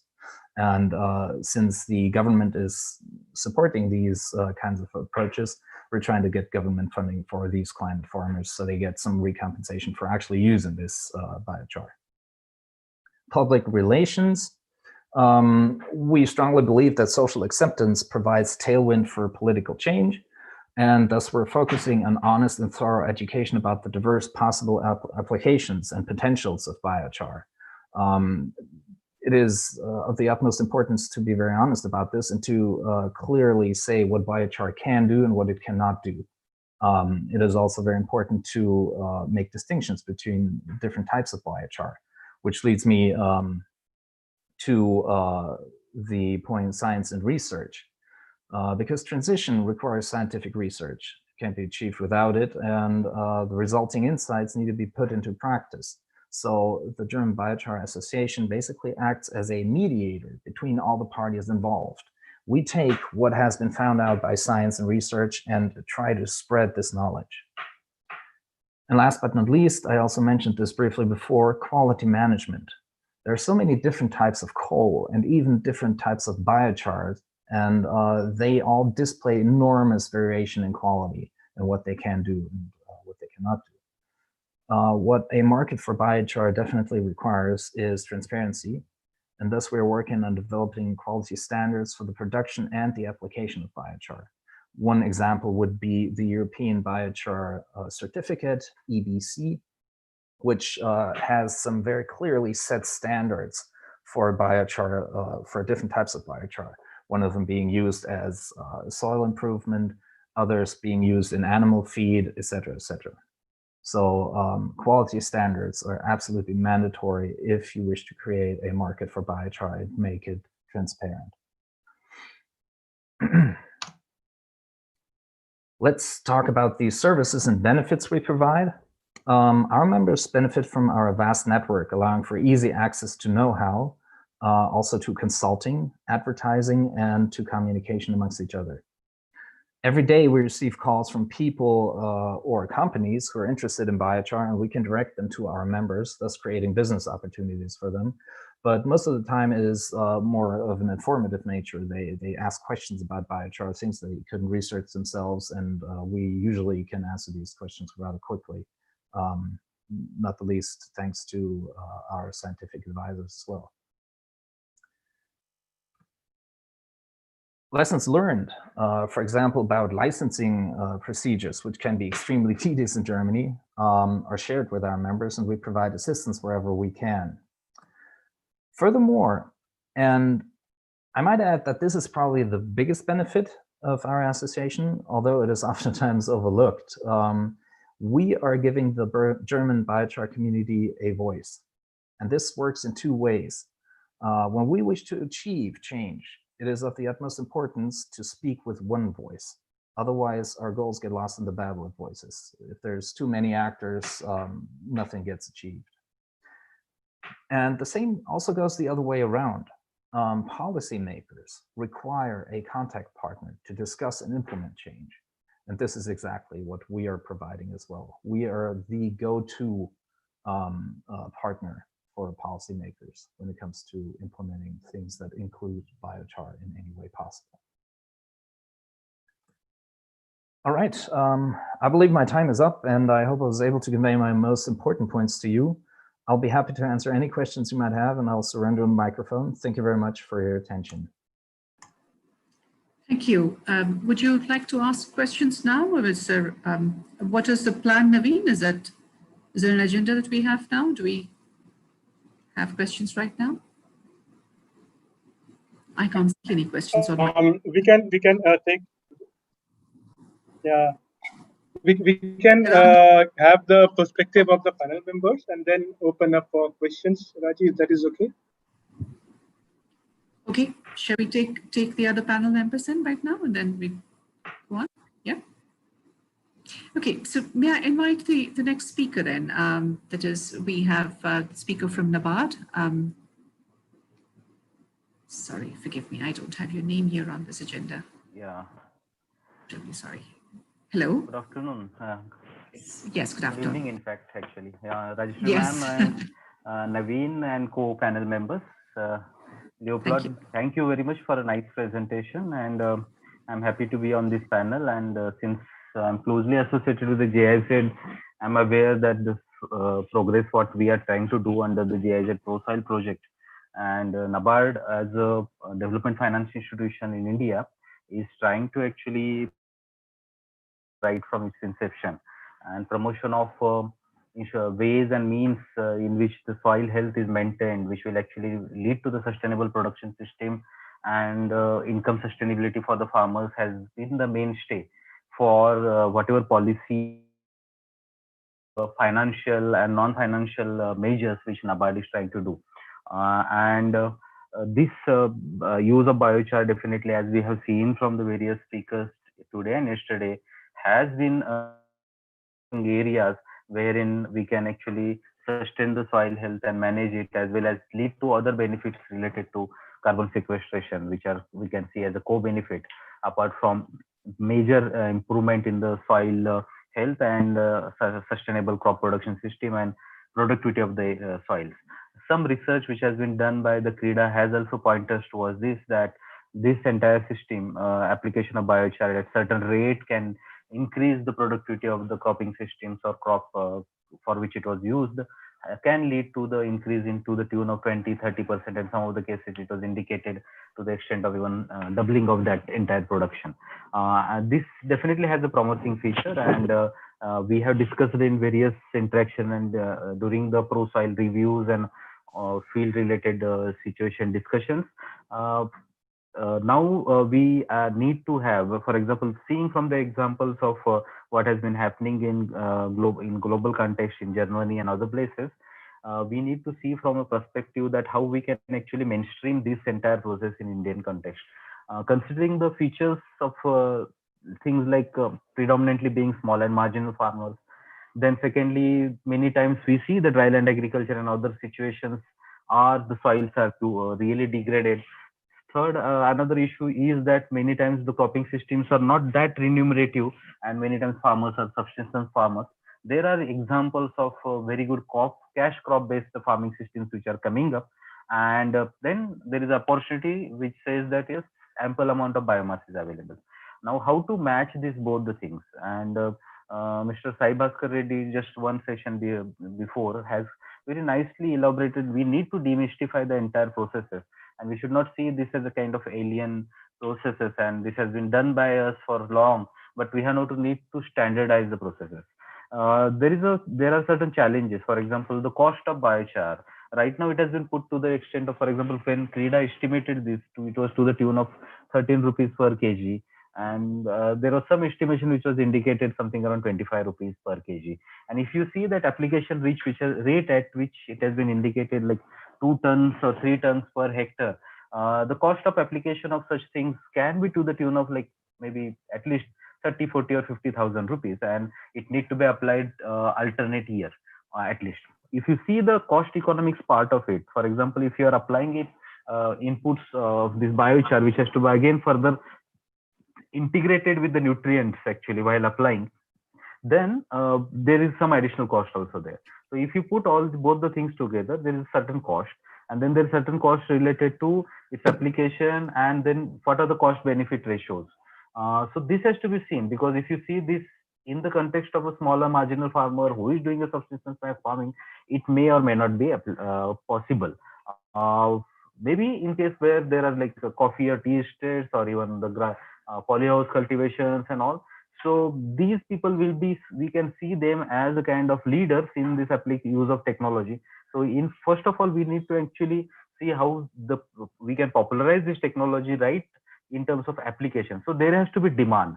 So now the question, demand, if that demand is established, yes, I feel definitely there is a demand for such kind of farmers who are having high value crops. But the production system also needs to be standardized. So what can be the ways of production system? There can be two ways of production.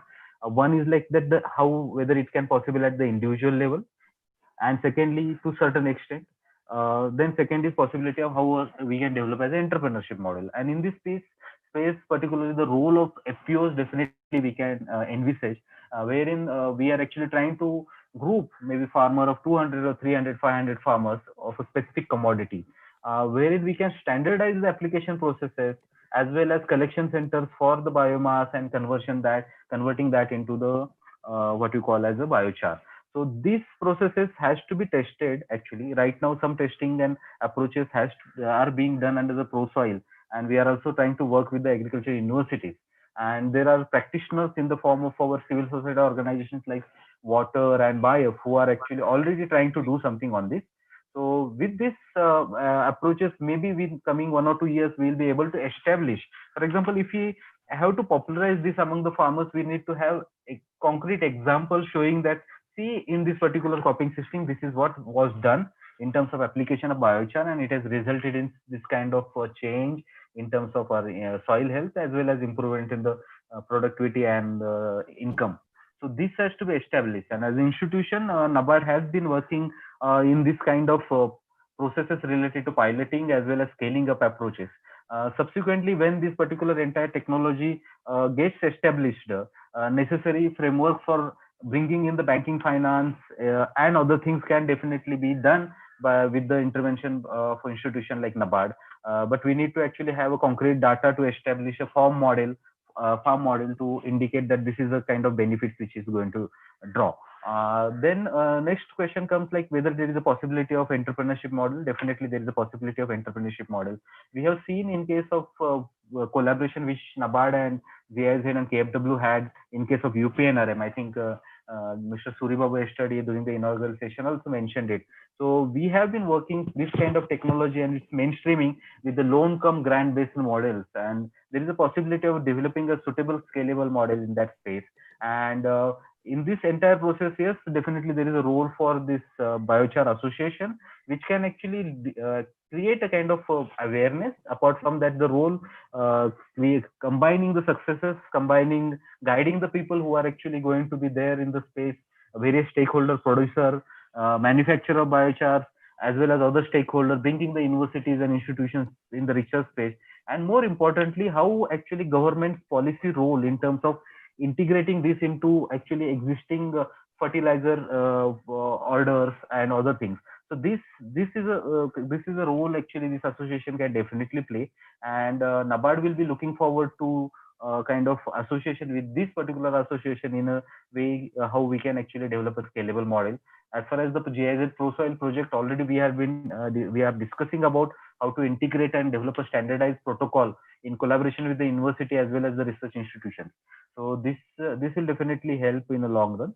And going forward, we are also looking for integrating how the biochar actually being available, or the raw material or the garden waste available in the urban areas, can it be converted into biochar? So these challenges are there. There are challenges related to cost of raw material, cost of production, this entire production cycle, and its this thing, and at what rate the farmers will get it, and whether it is economically viable. If this thing is established in Indian context, there is, I definitely feel there is a bright future. And we can also look at the possibility of necessary sequestration potential, and how this sequestration potential can be established through approved methodologies of UNFCCC, and which can also help us to establish necessary sequestration potential or mitigation potential of these projects.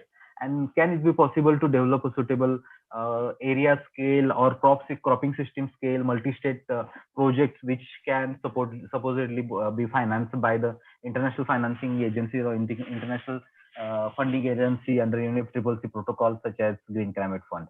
So these are the initial comments which I would like to offer actually. Thank you.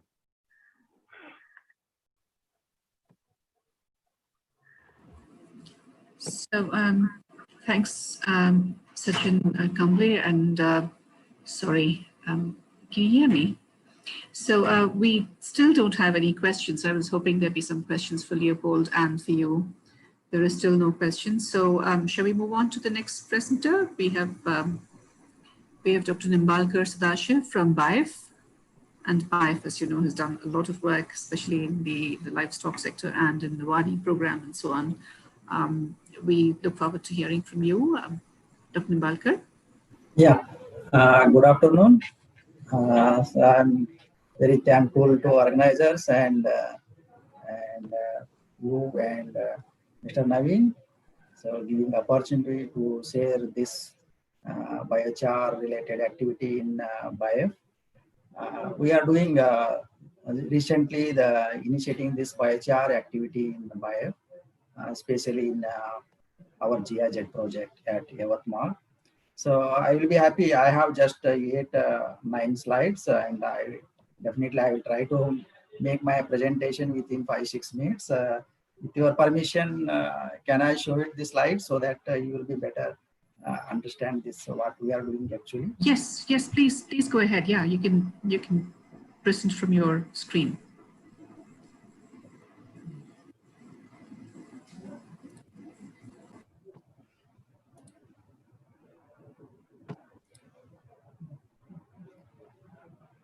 So is it visible now? Right. Yes. So okay. See, recently in BIOF we started this biochar activity, but at campus level we have a central research station at Vodikancham. So since 7-8 years we are producing this biochar for research purpose. But recently we started at field level, especially with involving the farmers at Yavatmal and Amravati in Maharashtra. So I will not detail go for the introduction. This is what we are doing related to cotton only. So cotton is the major crop in Maharashtra, near about 20% of production in the country, Maharashtra itself. Near about 30 lakh families are involved in only pure cotton production. So near about 22,000 villages are there. So 96% of the cotton area is under rainfed, because people believe rain and they are producing this cotton under that. So production of cotton is not a major issue for the farmers. The farmers, they have some basic the field level problems. When we go to the farmers, they have a lot of questions. So I trying to put these questions in front of all panel members and all participants so that they can come out with some solutions in futures. So they know the cotton, they don't want to keep cotton after harvest because it takes long time to decompose. Once they harvest the cotton, immediately they throw it out of their land. And the collection and processing of bioresidue is time consuming and laborious because handling cotton residues is a very big task. So simply they pull out the cotton and take out from the field and simply they burn it. So that is what, especially in the Yavatmal and Amravati districts. So the people are not aware about what to do with this cotton. They don't have any idea about even biochar also. They know charcoal production earlier days, but from cotton, how best we can make charcoal, they don't have any ideas. Farmers keep land clean because they want to clean the land for their next sowing. So we should be a strategy in such a way that immediate after harvest of the cotton, there should be lift, something, strategy should be there to take that whole biomass from their field and put it in somewhere. Then only he will happy. You cannot say farmer to keep this residue material for 15 days or 1 month. He will not allow anybody because ultimately he depends on the small holding of land, and from that his whole economics depends on. So a lot of obstacles in land management. Sometimes we tell the farmer to keep as it is for a few days, even he's not ready. These are the difficulties. He has raised these questions when we go to the field. And transportation of such cotton sticks, not only cotton stick. If you take even the sugarcane strash, per acre of sugarcane strash, it become a truckload. So since yesterday we are talking about how to make biochar out of this bioresidues, but handling of this whole big residue itself is a big task. Making biochar is not a big task as per my understanding, but handling this whole biochar and taking to the particular area and making biochar is the biggest task. So people don't have any knowledge how to do with all those things. And I think personally, because of this huge biochar, there should be some machineries are required to compress this biochar in the field itself, not from the outside. If you compress this whole biochar in the field, from there we can take that compressed material easily or transport easily to the place where the biochar is prepared. And there are some adequacy policy support are required. So some incentives are required to the farmer to begin or to start this biochar activity in the field level. So considering these activities, we started some biochar preparation in the field. So this is the present scenario in the field level. Simply they put all sticks one side and they burn in the evening time. And these are some activities we initiated in GIZ project at Yavatmal and Amravati. So we have a community resource persons in the project. They are all young people still in the village, and we brought those young people in one place, and we trained and about what is the biochar and how it will be helpful and how it can be taken to the field, and all those things in the classroom sessions we conducted. And also we trained the farmers how to prepare the biochar. So farmers will understand, because youngsters don't know how to make the biochar.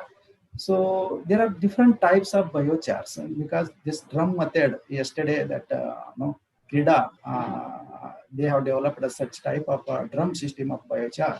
So the same model we adopted, and we're preparing the biochar by leafy materials.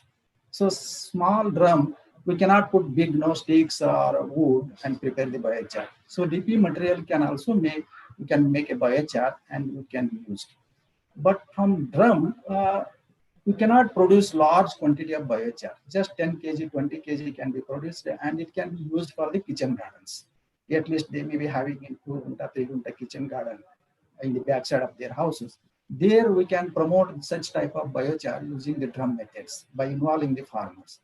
And that below the photo which I showing, this is the pit method which is adopted by the farmers since long. This is a traditional, it is not a new methods of biochar preparation. Traditionally, some people in the villages, they prepare the biochar and with pit method. And same methods we are following. We are not adding high-tech method and telling the farmer to do. So whatever they have their own technology, and same technology we just by modifying and just guiding to the people, and the people are using this type of method and they are preparing the biochar in the field. And we train the CRPs, that is village level youths, and these youths are acting like a trainers of the trainers to the farmers. So they will go back to their respective village and they will train to the farmers, and farmers, they are started producing the biochar. As I told, there are two types of methods we follow. One is heap method. Heap method where we follow only when we want more biochar. And the drum method, if you want small quantity of 10, 20, 50 kg, it's fine. You can produce it from the drum. So heap method is the best method in the village level. People definitely, they will do this type of biochar production. So we cannot expect at present, bringing big industries in one place and collecting all residues and taking away. See, at least this whole program should be farmer centric, or CBO should take lead. We can create a SH groups or farmers group. Then finally, the CBO central level, the CBO should take the whole collection of these residues and preparing the biochar. So once the biochar is prepared at CBO, the CBO can again give back this biochar to the farmers. This chain we have to develop in the village itself. Instead of thinking, large scale production, and it is very difficult at present level. So to begin small scale in the village and make slowly success on that. So this is how the people already started in GIZ project at Yavatmal. They are already producing the biochar in small quantity. But problem is, if you see yesterday's presentation, the per hectare requirement, as Mr. Sachin told, the per hectare starts from 5 tons to 50 tons of biochar requirement. So such a big quantity of biochar cannot be produced in this type of models. So we can work out, some research is required to reduce this biochar quantity for crop application. So this type of biochar application methods we can adopt at village level or in the CBO levels. So this is a very interesting drum. Just put a small hole in the below, and above there is a top, and from that we can put it some leaves like garbages, and just fire it in the below. Within 3 or 4 hours, you can get 10-15 kg of biochar. You can use directly to these gardens, small gardens, even floriculture people, they can use this type of model and use the biochars. So this is how in field level at GIZ project and also in our campus, we are producing the biochar and we are training to the people. And in application, especially that 5 ton, 50 tons is recommended surface application. So, Bhaskar, I'm just gonna, sorry, can we just speed it up a bit, because we've got... Yeah, you are hearing properly now? Yes, but a little faster, please, so that we can wind up soon. Yeah. So this is the last slide. So we can just apply to each plant. Instead of putting biochar flat on the surface of the land, it will take large quantity of biochar. So recommendation should be plant-wise recommendation. Then only that quantity of biochar can be reduced and applied directly to the field. And another thing, biochar, pure biochar application tool field is not much effective. If you treat this biochar with some biofertilizers or even cow urine, the people are doing in the field, cow urine or biofertilizer. So the potency of that biochar can be increased, and definitely we can get good yield at the end. So this is how we can see in the Yavatmal and Amravati. Thank you very much. Thank you, Sadashiv. Dr. Sadashiv, we have a couple of questions.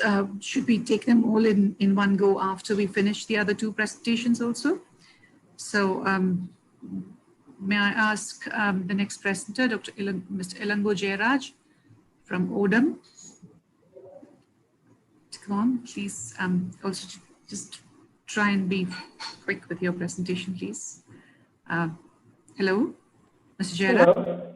Yes. Hello. Please. Thank you.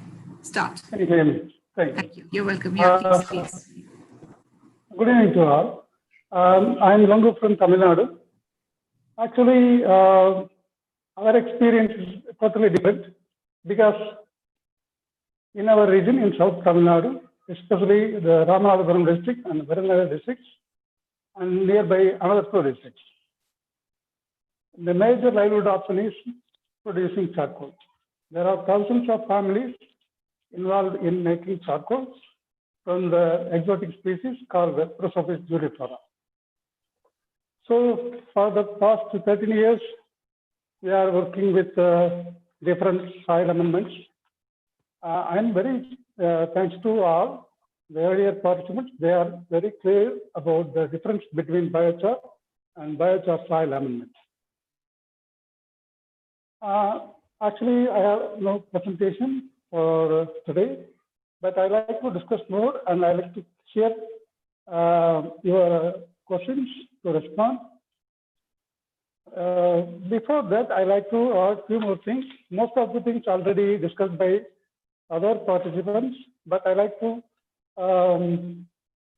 particularize some points, like the feedstocks, especially the feedstocks. In our south, Tamil Nadu, Prosopis juliflora is vastly available. It occupied thousands of hectares. So it makes the agriculture idle. So most of the farmers lost their agricultural yield. Then they become charcoal producers. Now they are producing charcoal out of Prosopis juliflora, the firewood. They are collecting the firewood and making like the heap size, the traditional mud kiln method. They are making charcoal out of it. So the feedstock is very important for each and every different geographical area in our country. So it's not possible for Prosopis juliflora transport from here to Maharashtra. So we have to prioritize to identify the feedstocks. Here I like to add one more thing. Here I used to say feedstock for biochar, but for biochar soil amendment, we need to mix some organic material like de-oiled seed cakes or farmyard manure or cow urine, like that. That also need to be prioritized, because whenever you select some villages where the feedstock is available for biochar making, you need to look on the other things like farmyard manure or goat dung or de-oiled cakes, which can be accessible near to the villages. The another thing, most of the NGOs have the discussion in different forums I met. So they are talking about getting the agricultural residues from the usage of compost into biochar, to burn them and make it done for briquettes or biochar soil amendment. So,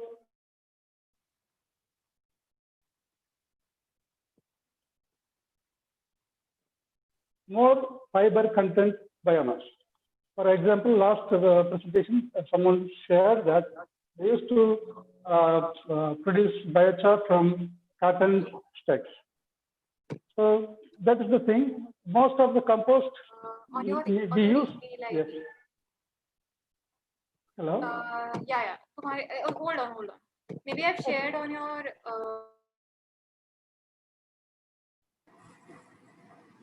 Okay, I will share it. I'll share it.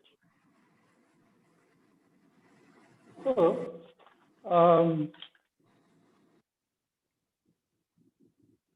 so the standardizing the biochar soil amendments is very important, because the soil conditions differ in our country. The rainfall pattern differs, and the climatic condition and the crops. For example, in the mountains, the crops differ. In the other regions, the vegetable crops or cash crops or horticultural species, it differs. So we can apply for all those things, but based on the soil condition. So the soil condition is very important. We can't apply it in the black soil. It will give no use. So the another area I like to discuss, most of the participants shared about their possibility to promote through farmer producer organizations promoted by NABARD. That's an interesting area. So we started a registration process for a farmer producer company in our area. to produce and market biochar within our state or within our district. To convert the biochar into biochar soil amendment, and then we like to supply. Also, the another area which is missing mostly, the other byproducts like wood vinegar production. So we used to get some percentage of wood vinegar by the production of biochar. So the wood vinegar from Prosophis juliflora, which can be used like as a biopesticide. So we need to standardize the wood vinegar also, because we need to mix with the minimum level of wood vinegar of this one with water. We need to standardize. And also, I like to thank Mr. Bhaskar, Sai Bhaskar from Andhra Pradesh, Telangana now. He's one of my old friend, and also he's one of the member in the India Biochar Society area. Our traditional village like that. When I am 10 years old, when I go to the rural areas or my native village, when I take some meat in a vessel, like mutton or chicken, when I take the meat in a vessel to the nearby town or nearby house, my grandma has to put 2 pieces of charcoal inside the vessel, top of the meat. They used to say, otherwise the evil will disturb you. The problem is, their belief is right, because charcoal will control the fragrance or the smell, bad smell.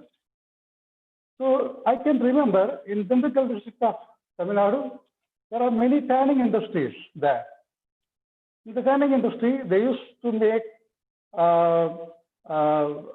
apply big amount of charcoal in the corners of the industry, because it will absorb the bad smell, the rotten smell.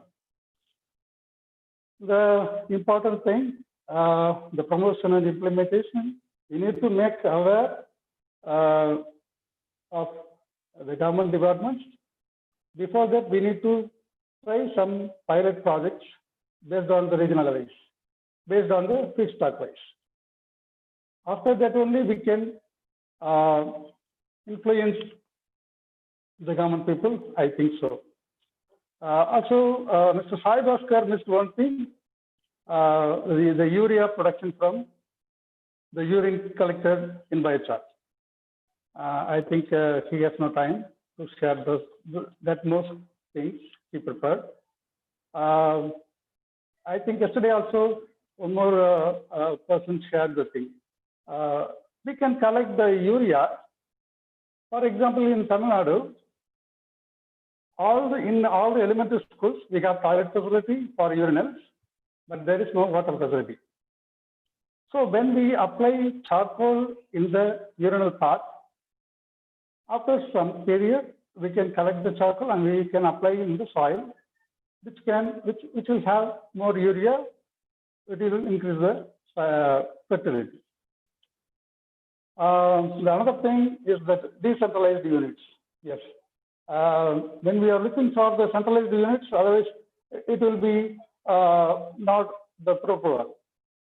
It will be like a business model. Business model is good. I am not against that, but it should be community oriented. Another important thing is the conversion rate of biomass into charcoal. It has to be increased. In the traditional methods, it is very minimum, like 20 to 30 kind of percentage. But it has to be improved from biomass to charcoal. We have some connection with the IIT Madras.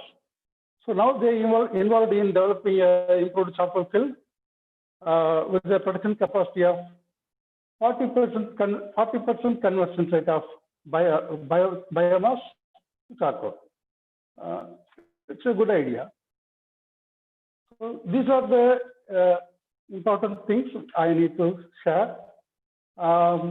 In the village level or in the panchayat level, we can select the panchayats where it is possible based on the feedstock, including the organic matter.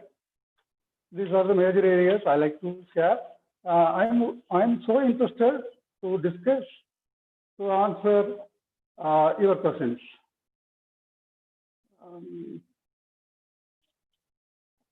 Thank you.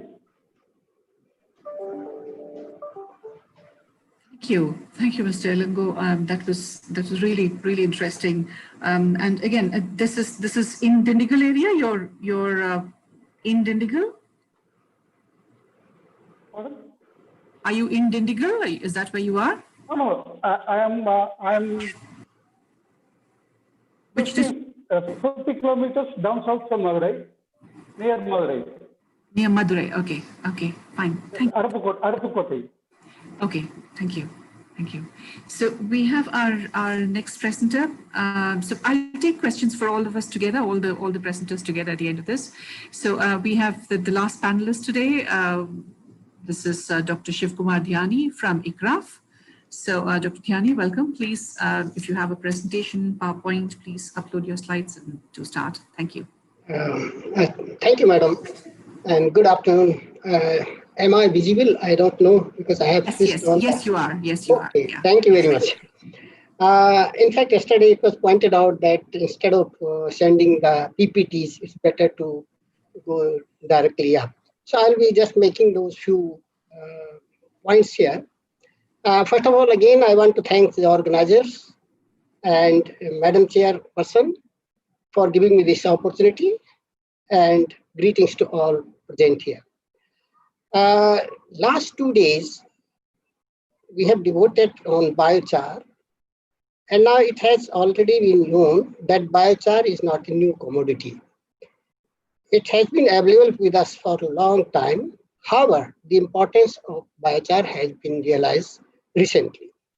And especially it has been presented during the different sessions that use of biochar as a soil amendment is proposed as panacea for mitigating anthropogenic climate change through carbon sequestration. And the science around biochar, which we discussed in session 1, has demonstrated that biochar amendment has many environmental benefits. However, even after that, the adoption has not been to the scale which is expected. So the question is how to design the environmental, how to align the environmental benefits with the commercial models which has been shown today to drive more widespread implementation, and the role that government policies can play in accelerating the production and use of at commercial scale, and particularly the options for the small and marginal landholders. If we see, we have a number of policies in our country, agriculture policy, fertilizer policy, agroforestry policy, and a number of them. In fact, the draft soil and land use policy, all of them, though they don't have clearly mention of the biochar, but these policies have one common point. They all emphasize on the improvement of the soil health and productivity through improving organic carbon and also adaptation and mitigation of climate change. Yesterday in the session 1, policies were presented from different parts of the world, and there was mentioned that the US, Europe, they have dedicated policy on biochar. But these policies do not fit in our Indian context. And the major reason is that there are 146 million numbers of operational holdings. Out of that, 86% are small and marginal, where the land size is very, very small. Then recently we have a policy, national policy for management of crop residue. Almost 4 to 5 years it is there. It is the national level, it is the sub-national level. It's quite favorable policy. There is implementation plan, laws, regulation, all are in place, but impact is yet to be seen. In addition, there are good intentions, as all of us are aware that yesterday the Delhi government has started implementation with targeted action plan and particularly they are going through this IERI-based technology to sprinkle the fermented solution on 800 hectares of land to turn that stubble into manure. However, if we see the cost, that it is cost effective. If roughly it is coming more than 3,000 per hectare. And even after these policies and regulations and all that, only 3 days back in Hindustan Times, there was a big article, stubble burning, do farmers have options? Where 2 farmers were shown. One of them is having hardly about 500 square meter land. And he said that he's aware of all those things and the adverse effect and all that, but he doesn't have options. He doesn't have those facilities. So the easiest way is to burn it. And there are other examples also. Yesterday in the first session, I also presented where are the opportunities. And one of them is that linking the small scale production with farmer producer organizations, which the government is now emphasizing more and more. In addition, that niche products for income generation, and especially the some example were given like non-electric air purifier, dehumidifier, all which are presently also selling at very high cost, almost 3,000 rupees per kg. If they are produced at a large scale, the price can come down. Even in this session, in the earlier session, also activated biochar for water purifier, selling the byproducts, and all these things were provided. In addition, there is mention also of carbon credits and development and growing of diverse sustainable feedstock, like what we are emphasizing in agroforestry, especially for the carbon sequestration. And of course, reduce the residue burning, which has been mentioned again and again, and to reduce the emissions, and again, sequestration in the form of through the use of biochar. But let us see what are the lessons learned and what are the need for further. In fact, one of them is that the awareness is still lacking. And how can it be done?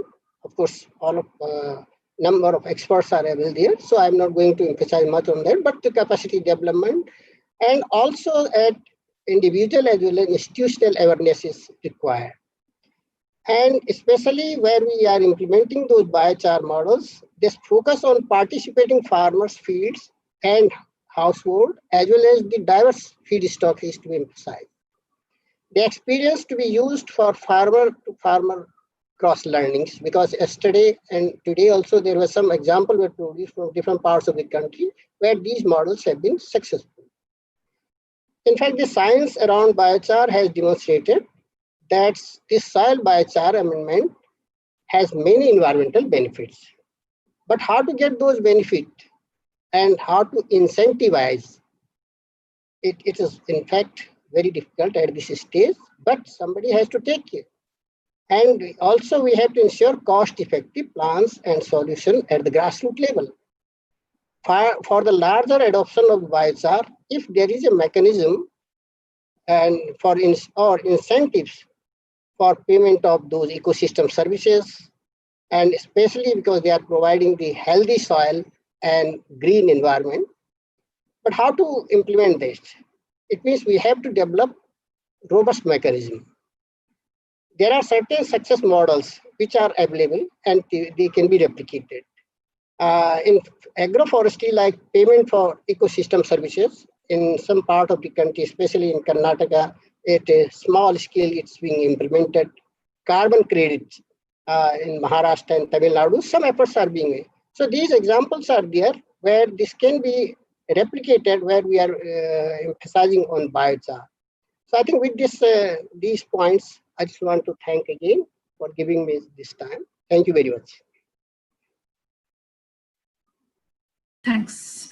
Thank you. Thanks very much. Dr. Dhyani, you were very much to the point and also asking questions about what we've heard thus far and how, well, there is a lot of diversity. So Naveen, can I just ask what the logistics are? Can I take 2 minutes to just sum up and then take questions, or do we take questions first? I think, should I take questions first? Yeah, Raji, you can take the questions and then you can sum up. Afterwards? Okay, yeah. fine. Yeah. So we have about 5 questions here. There is a question from Kshitij. Well, it's from Ramnagara district in Karnataka, Silk Capital, which has 35 metric tons of cocoons every day and burns mulberry stem all the year. So a comprehensive approach is what he's asking for biochar.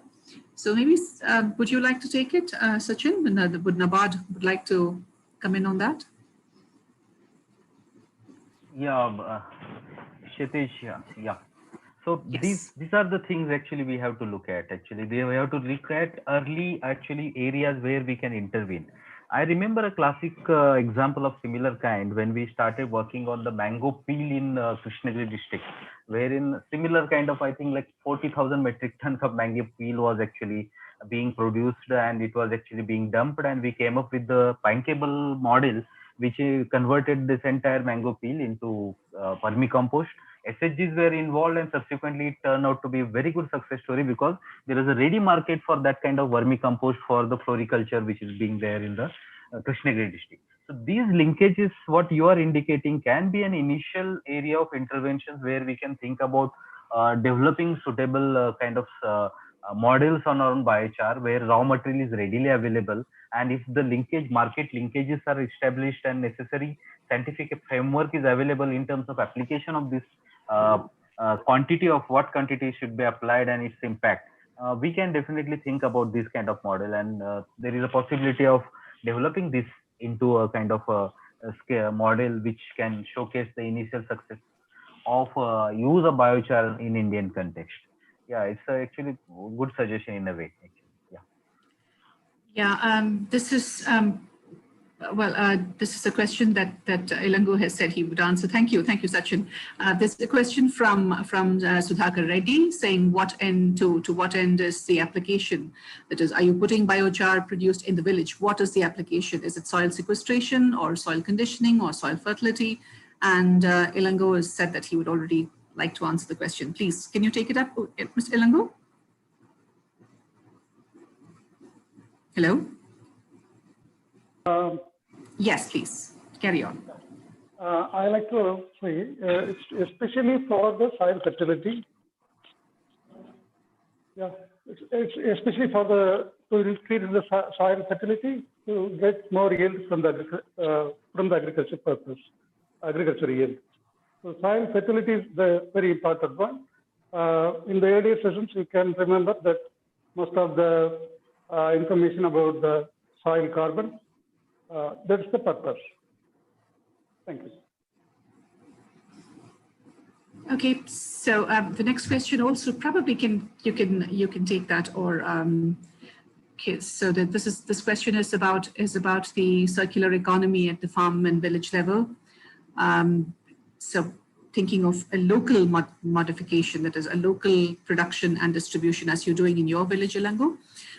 So this question is from Deepak Sharma, saying that SDN says that biochar should be seen as a technology to maintain nutrient cycle of the farm and strengthening the cycle to higher carbon levels. So joining the carbon cycle, the larger carbon cycle. So he says that shouldn't it be seen as a component of the circular economy and the village level, at the farm and village level? That's instead of looking at the external, mass external input supply kind of model. Could you take that also, Mr. Ilangu? That's also in line with what your friend, Mr. Sai Reddy was saying. Yeah, okay, then he'll be fine.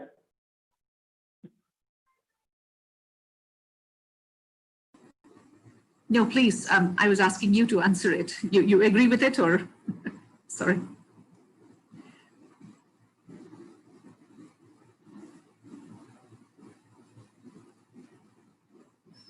I think we've lost him there. Actually, we are applying the biochar not in the surface. So after ploughing, we used to apply the biochar below the soil level, not in the top of the soil, not in the surface of the soil. I think it may be the right answer, or are we expecting anything more? Yes, but I think this whole idea of the component of a circular economy came out at several instances in these 2 days. So we talk about that in a while. Bhaskar Reddy again has a point about tannery waste. Well, tannery waste, when converted to biochar, will produce twice the size of carbon in feedstock. It's worth exploring from that. That's again probably a point for you, for Nabad. That's I think it's not a question.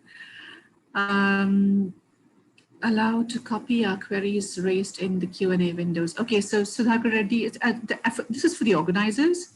Would you give a copy of the questions to all the participants? Is that something that Bhaskar Reddy is suggesting? Yeah. Okay, I guess there are no more questions. So we must increase its scope and end-use applications. That's another suggestion from Bhaskar Reddy, that we must increase its scope and its end-use applications, surface area for microbe habitation, extracting nutrients, etc. So that's another suggestion from Bhaskar Reddy. So that's the end of our question answer sessions.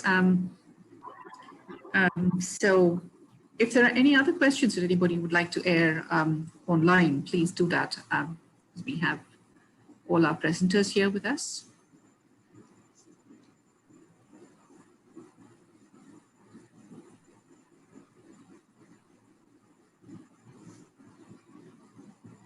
Anybody else? Okay, then I'll do my quick summing up as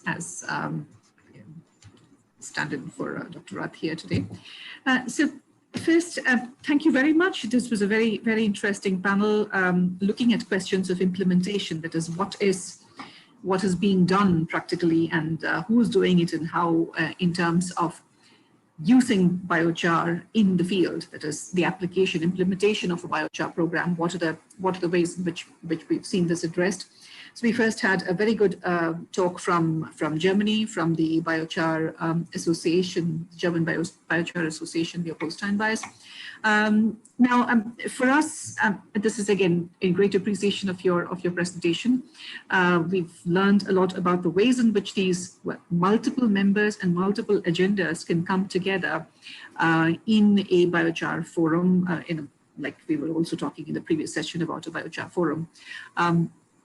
And perhaps for India, I mean, just seeing the kind of diversity of implementation mechanisms we have, and given the sheer scale of operation in this country and the diversity of agriculture itself, we probably need to think of multiple biochar forums and multiple biochar networks, and again, village farm level, district level networks, again, different kinds of feedstock where there is a certain uniform feedstock available. As we heard from Ilangu today, where prosopis is available, that's the best feedstock that you can use, and it's locally available. So that's the way to go ahead. So we have important lessons from the German contribution here to take this ahead. But here again, the role of the state, I mean, compared to the German, well, let's say, a system that works off Stuttgart and an office that can work there. Our state-federal relationships are quite weird. We literally take orders from the union government and the state government. So till a couple of years ago, till let's say 2011, in India's, well, let's say farm policies planning, the Rashtriya Krishi Vikas Yojana, that is the agricultural development program that was granting the state governments, that is the provincial governments, the capacity to use 25% of their, what's called their central allocation for programs that they could design for use in their own states. In other words, for the first time, that was the biggest innovation that came in this country in terms of agricultural planning and allocation of resources to agriculture. So 25% of the resources that were available to my state could be used by my own state government for programs that were suitable for the state level agriculture. Otherwise, all the programs were central sector schemes, centrally sponsored schemes. So 100% agriculture was centralized. So we're talking about a system that is slowly learning after 2011 to slightly decentralized, and the state governments are trying to think for themselves. Actually, this is the most opportune moment for biochar or any soil amendment, or in other words, any natural resource policy to take root, because the state governments are now waking up with a few years of experience behind them now with the the Rashtriya Krishi Vikas Yojana, that is this RKVY program. We are now, so the German example is a good way to think about how the provincial state governments and association between, well, let's say partaking from these support systems that are available have learned, and how we can actually encourage some of these learning processes in this country, which directly feeds into the next presentation made by Sachin Kamble from NABARD. One of the things that you said, Sachin, about the loan cum grant model is really attractive, because here again, a shift from a subsidy-driven system to a public investment-driven system is absolutely essential for this country. And we in the RRA network have been begging for that. I mean, banging our heads against a dead wall. I mean, we've been doing this for years now, asking for, I mean, a small percentage, 1%, 10% of the massive fertilizer subsidy to be converted to public investment. And if NABARD can encourage that with a little loan cum grant, I mean, what you've done with watersheds, for instance, with loans, you've transformed the watersheds areas, yeah? So if you can actually give a loan cum grant program, and that can become a small seed public investment for biochar facilitation or ecosystems or infrastructure in with local governments, that'll be a big support. Again, questions of international finance makes me squirm. I'm very worried, because international finance and carbon trading is actually turning climate change on its head. And we really have to think about it. Is trading in waste, carbon is a waste that we're pushing up to the atmosphere, right? So is trading the best way to do it? International finance and its trading incentives for trading is actually very worrisome. If we have local solutions like biochar that we can do effectively here within our soil systems, within our country, within our biomass, we should be able to do that and get to international finance if everything else fails. Sorry.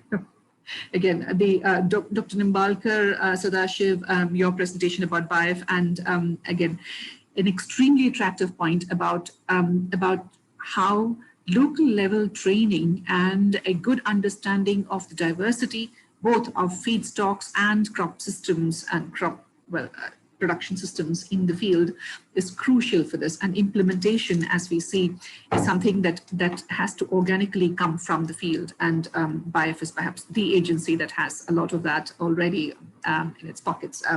So that's a very rich point coming from there. And Ilango Jayaraj's point about Tamil Nadu, where, biochar is a local livelihood. I mean, it's not something that is just being introduced from elsewhere or is new to the people there. They've been using Prosopis juliflora to make charcoal and to sell it for some time now. But then here again, they make the distinction between what they call as local biochar production as just coal or as soil amendments. And there they have, even opportunities for diversification. I really like this mention of wood vinegar and its use as biopesticides. One of the things that we forget in agriculture is that agriculture in India till the 1950s had a certain balance between farm and non-farm livelihoods. There were artisans, there were local producers, there were blacksmiths and coppersmiths and whatever, and people were producing things for agriculture, inputs coming from local systems. A nested agricultural, or let's say agroecological network that was operating, one feeding into the other. There was a circular economy that was just mentioned in one of the questions now. There was a circular economy, one nesting feeding into the other that was kind of working well. Again, it needed a lot of public investment, it needed productivity enhancement, support, all that. But now that has been disrupted, and we're talking about other systems. Especially your insights into various other uses as a deodorizer, as all that is very, very important. But what I find let's say in your presentation, Mr. Ilango, that related directly to what was said in the previous session was about the let's say the standardization question. That is, the standardization of feedstock is something that can happen at a local level. Where a particular feedstock is available, you can put standards at that level, again, with the responsibility vested with a local government or a local company or whatever, but it has to be with due respect to the diversity of this country, the explosive diversity, as Peter Kenmore would say, of this country and the feedstocks that are available, the biomass that we have. The school level example also I found extremely attractive. I mean, why can't we do that? I mean, these are all systems that have, well, that have rich potential for feeding back into the system. Justice von Liebig says this, well, what, about 2 centuries ago, right? About how we are removing nutrients from the soil and not giving it back to them. So just a soak pit near school latrines with urine absorption into this biochar and amendments used with these in-soil systems locally would be a good way to do it. And a small SHG, you know, a small producer company there can also do this effectively with local schools. Great suggestion there. Dr. Dhyani, I mean, I'm really, really grateful for your insights into one, what's transpired the past 2 days and what we've learned from these, and ICRAF's own work about decentralized, well, agroforestry systems and support for these community-based systems that work, some that don't work. There are lots of lessons that we can draw from there. My only concern there is about the farmers and rice straw burning and briquette making and all that opportunities that exist with farmers in Punjab, Haryana, Western Uttar Pradesh. Now, why should farmers in a region that has less than 600 mm of rainfall, why should they grow rice? Yeah. Now, this is where I want to tie this whole session back to the first point that I raised about, you know, the difference between the German system and the Indian system. And this is where a policy that works for, well, a very specific commodity common to both countries, biochar, fine. But the context is extremely different. Yeah, Germany has even its let's say state level education policy is drawn by state governments. We have one UGC, we have one ICR, we have one, well, centralized plan for all this. All our state governments just lap it up. So in terms of just policy context, we're talking about a completely different system here. Punjab has been a colony of the Union government for ages now, supplying rice and wheat. Till 1970s, Punjab Kharif crop, I mean, you can look at the secondary data that's available. Punjab never produced rice more than, well, 6-7%, maximum 10% of its arable land in Kharif. Yeah, they were forced to produce rice. Now, if we need an escape from that, we need a clear answer, and biochar perhaps is not the best answer for Punjab. I mean, right now, in desperation, perhaps we need a little biochar technology that can help. But for Punjab's farmers, we need a much better release from this imprisonment that they've had with this rice wheat system. I will stop here, but I want to just add one more point, which has probably been speaking to me through all these three sessions today and also yesterday's sessions, is the question of what we call implementation. Since the session was about implementation, please give me a minute to say this, because for the RRA network, one of the things that one of our first debates, 2012 in Food Foundation office, I remember we were debating about what do we mean by practice? Yeah, is practice devoid of knowledge and policy? Like the precipice burning people from population in Tamil Nadu, don't they have a policy? They do. They have a policy, they have a goal, they have a policy goal, they have policy instruments, they have policy implementation mechanisms. Yeah, it's just that it is local level, community-based policy based on the material, the matter and energy and information they have at the local level is helping them to make a policy decision about what practices are best for them and what practices feed into their local systems best. Yeah. Now, it's the same with most of our farmers. Almost all of them make policy decisions. Why do we elevate policy up there? Is the state, or let's say some policy maker up there, an international financial organization, the IMF or World Bank or the UN or anybody, are they the only policy makers? Don't we make policy decisions all the time? Our farmers, again, the Nobel Prize for writing about the rational decisions made by peasants was probably done before I was born. Yeah. What I mean is, if somebody in the 1960s got a Nobel Prize, Theodore Schultz, saying that farmers make rational decisions, of course farmers make policies.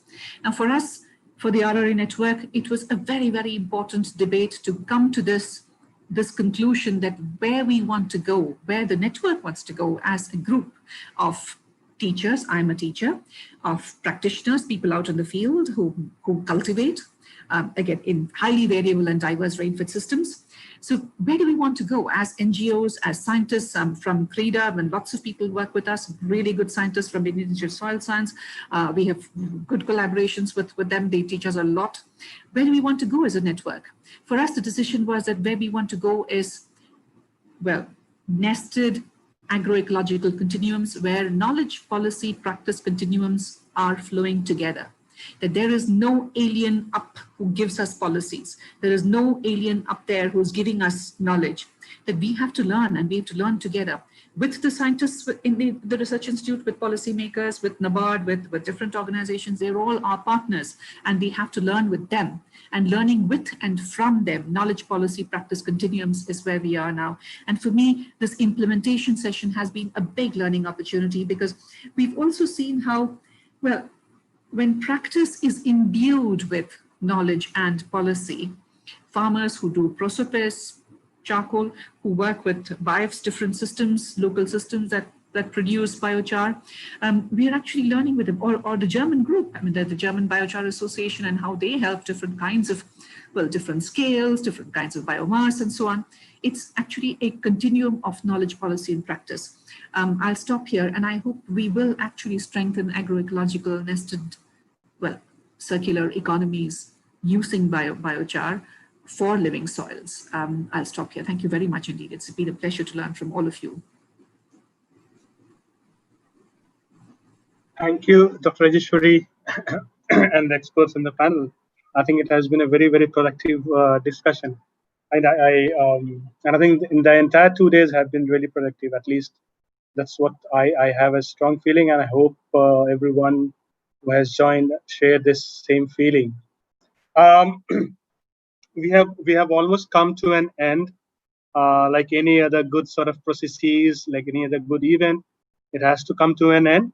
But before we go to the concluding session, we just want to give time to the participants to share what they have as key takeaways from them. So can I ask Vivek? Vivek has some very quick questions for you. And if you can give your feedback as takeaways, that will be really important to take the next steps for us. Over to you, Vivek. Sure, Naveen. Thank you so much. I will very quickly give this, share this link with you all. And my request is let's participate and make this documentation rich.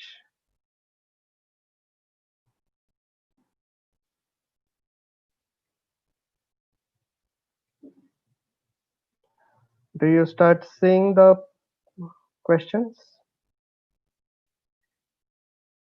No, Vivek, we haven't. So everyone should go to this link on Mentimeter, right? Yes, please. Very good. I think this first question, our participants started responding. The question is, should application of biochar be subsidized for Indian farmers? And majority of our participants are saying yes, and few of the members are saying not sure or no. But I think the trend seems to be yes, it should be subsidized. The application of biochar specifically. Can Very we see the interesting. results screen, Vivek? We are not able to see the results screen. I shared it. Let me share it back. Do you see it now? Naveen? Yes. Yes. Are you able to see it now? Okay. Yes. So majority of the members have mentioned that the application of biochar should be subsidized for Indian farmers. We will move to next question. What can make production of biochar a successful business enterprise? I think we can freely enter your thoughts over here. Participants can start mentioning their thoughts over here.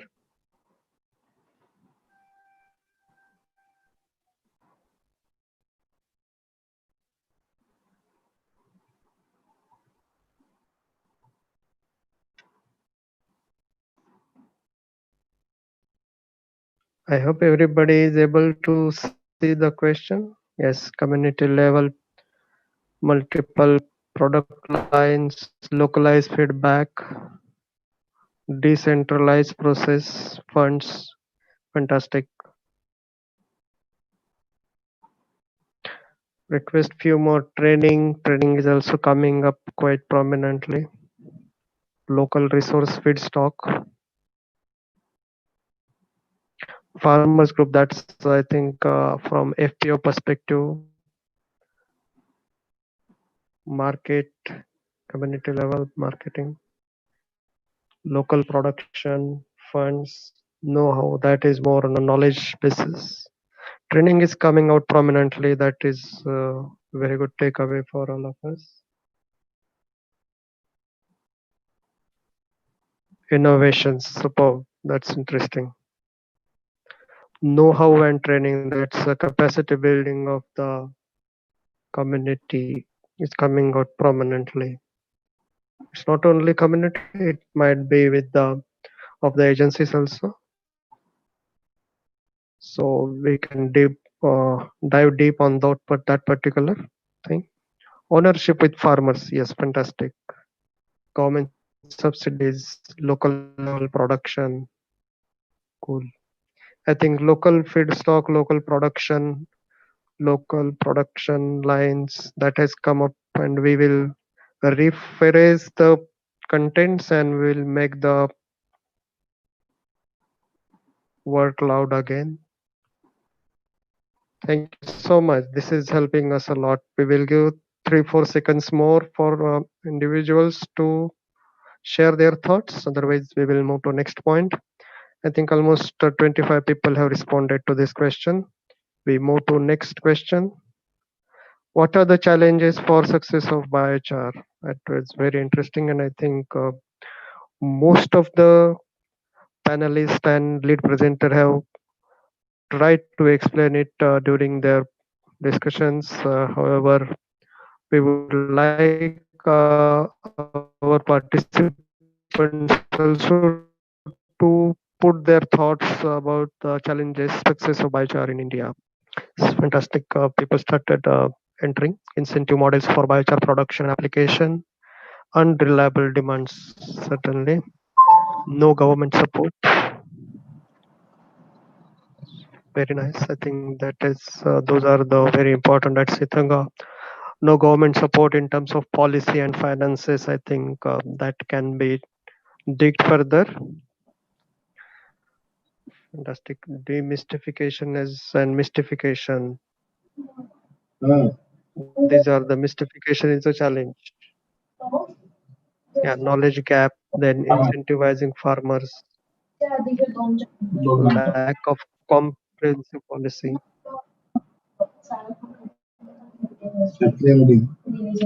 Innovations, legislation. I think it's moving around the government support, more on a policy and support from government agencies, lack of knowledge, value addition to biochar.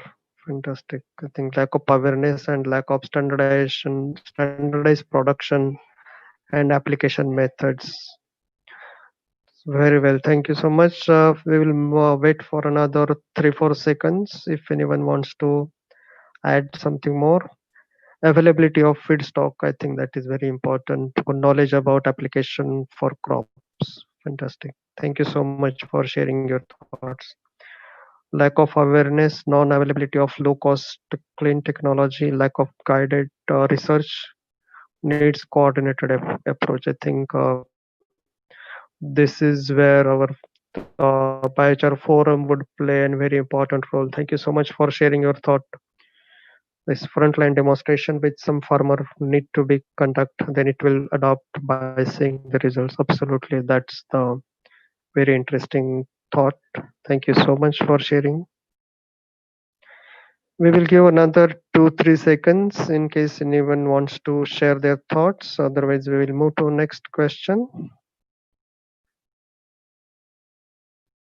The next question, you need to select the ranking. You can select multiple options, and you need to find out which is important action from your perspective for promotion of biochar in India. First is we have given the numbers, but it will rank according to the number of persons who select it. First is a research policy, then technology, then incentive for production and application, community awareness. I think that has come up well. You can give more than one also. My request is for the members to come forward. I think community awareness and on benefits of biochar is taking a lead. Then technology is also coming up very well. Great going. Thank you so much for your responses. Yes, absolutely. Policy and research are also. This doesn't mean that these are not important. We just want your thoughts or your thinking that where we need more focus as such. These all are the important actions need to be taken from different perspectives. But as a practitioner, what are your thoughts? That's where we wanted to get your insights on.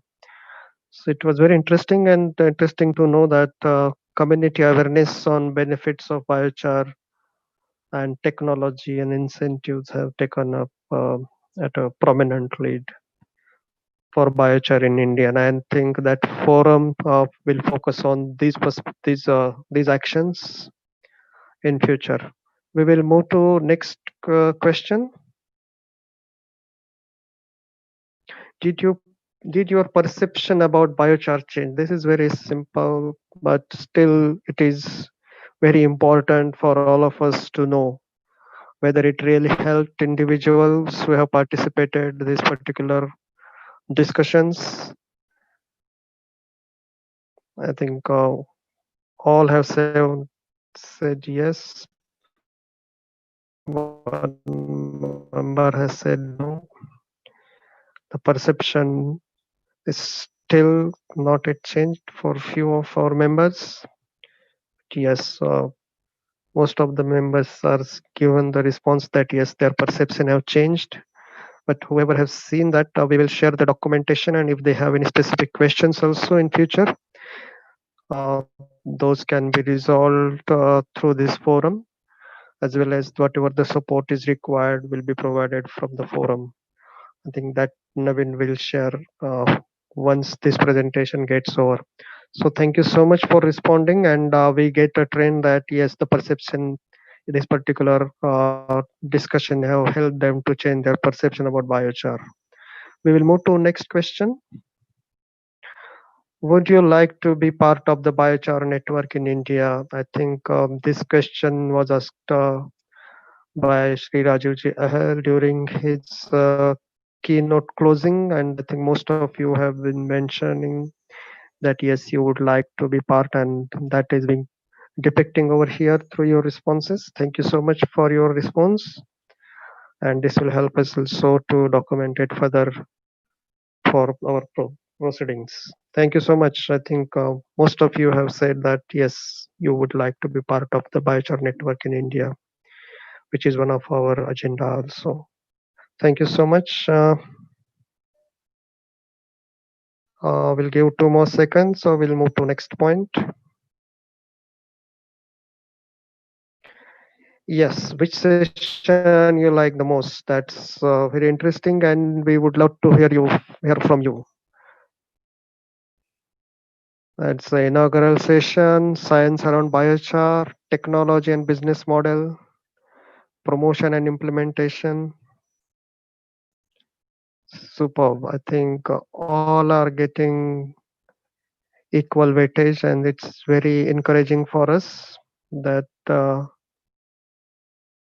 all the sessions are getting good responses. Fantastic.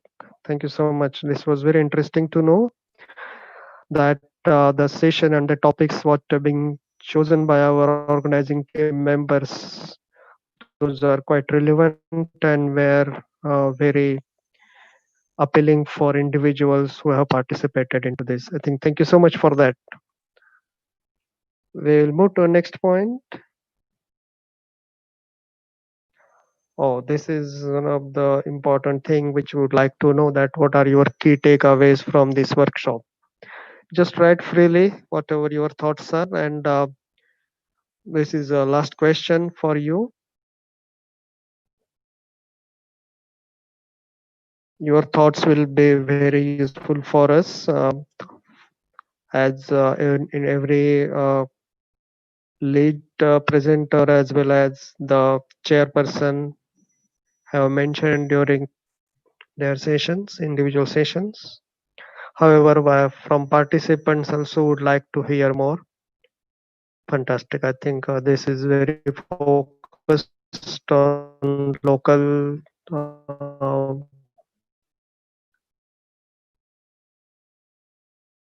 constraints or local situations. More, that's what we perceive. But yes, we will dig it further and we'll try to find out more local what exactly and successful models are available. Yes, absolutely. Networking on biochar, that's a major key takeaway. Importance of biochar for land degradation and livelihood sustainability. Absolutely. Community oriented. That's is right. I think local, and more local means that this is where the localized solutions are going to work. That's what we pursue. But yes, absolutely, we will have this more detailed. Another key takeaway is this is an opportunity time to promote biochar in India. Absolutely, demystify for farmers. Fantastic. Thank you so much. This is the first serious possibility of nation wide approach on biochar. Thank you so much. Yes, that is very encouraging for us. This is a policy intervention. It's about the key biochar success farmers, interest academia and research interventions. Absolutely. Great. Importance of biochar and how it can be implemented on small scale.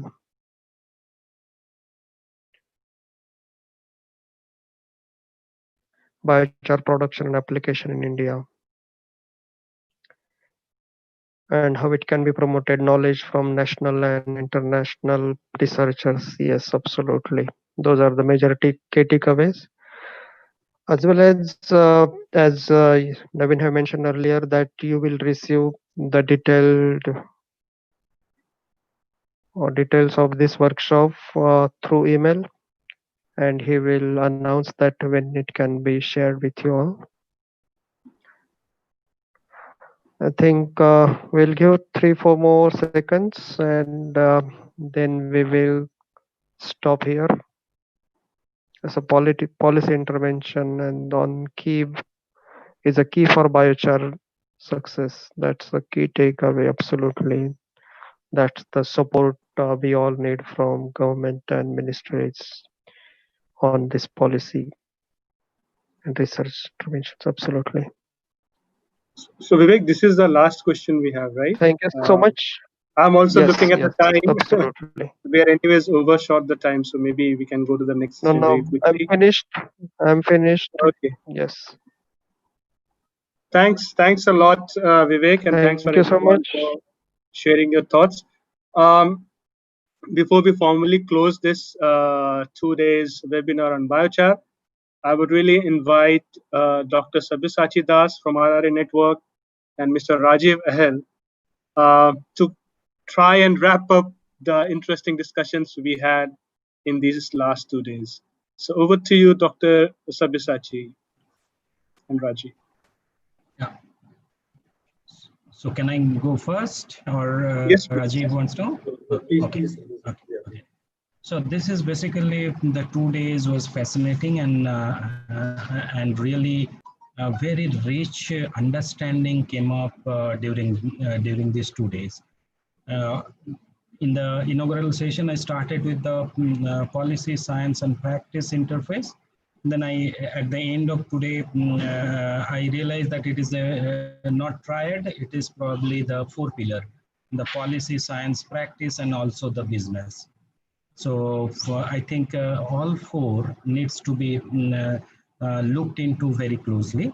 I see that there is a lot of interest and some good understanding and terrific understanding that the speakers that have given, but I also find that the participants who could not, the format was in online, so we could not hear them, but I saw a lot of interest among them to be part of the thing, part of the probably the multi-stakeholder forum, where the people from science, business, investor, the practitioner, farmers, and the policymaker could be part of it. So a possibility is on having a kind of a forum which looks into the principles, and the principles is I am again coming back to the points that Raji has said, that we need to look into the agroecological principles and where and how best the biochar can be fit into, as it has environmental context, it has an ecological context, it has a social and commercial context. I see that there are 3 important things that came up, that it is important to look at the local feedstock and how best we can manage the local feedstock. The people has said that it is important to work locally, produce locally. A location specific context needs to be get into, whether it is a cash crop, vegetables, or the fruits, or the combination of it, how it can be integrated into a, the natural farming principles and practices. I see there is a lot of possibilities. So these 2 days give us a lot of hope as far as network is concerned. I can see that we can look into try as a collective, that what are the farmers practices available in the country in the different agroecological zone on the biochar, the feedstock, as well as the process, as well as the crops they are using the biochar. So that would be probably an interesting understanding may come, and probably the working group of soil would like to look at it if there is some process can be initiated collectively. I also look at that there is a possibilities, as people also said, that is it is important to look at local and community engagement into this process. So can we look at that, try out these experiments, which is a more action research as well as the farmer action research oriented thing, where farmer scientist and the civil society can work together as a kind of a pilot, or getting a local understanding. And you may look at in 3-4 different agro climatic zone, probably the western zone, western dryland, like Rajasthan, probably the Madhya Pradesh, probably Maharashtra already BIOF is doing, and WOTR is doing.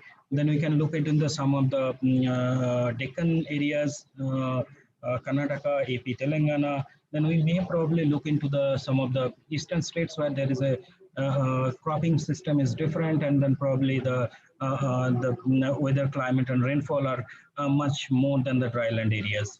So if we can, as a collective and as well as a GIZ being pioneer into this process, can we find out some kind of an investor, whether it is a NABARD. I liked Sachin's presentation, very practical, very oriented to the economic and business. And we have been working with a lot of SHGs, a lot of organization working on the SHGs and FPOs. We can pick up some of the areas and then check that how things can be done. There are some examples and experiences, probably some more would be required. And I would also request NARA, since they are also working on some kind of a policy document on the biochar, probably all the panelists and the speakers in these 2 days consultation will be very helpful if GIZ, NARA, RRA network, and the panelists and the speakers who came for this 2 days meeting to put up a draft policy and try to, because a lot of discussion has happened, and Raji has said, why not we should go for, 10% of the fertilizer subsidy can go for the other methods of soil health improvement, and biochar could be one of them.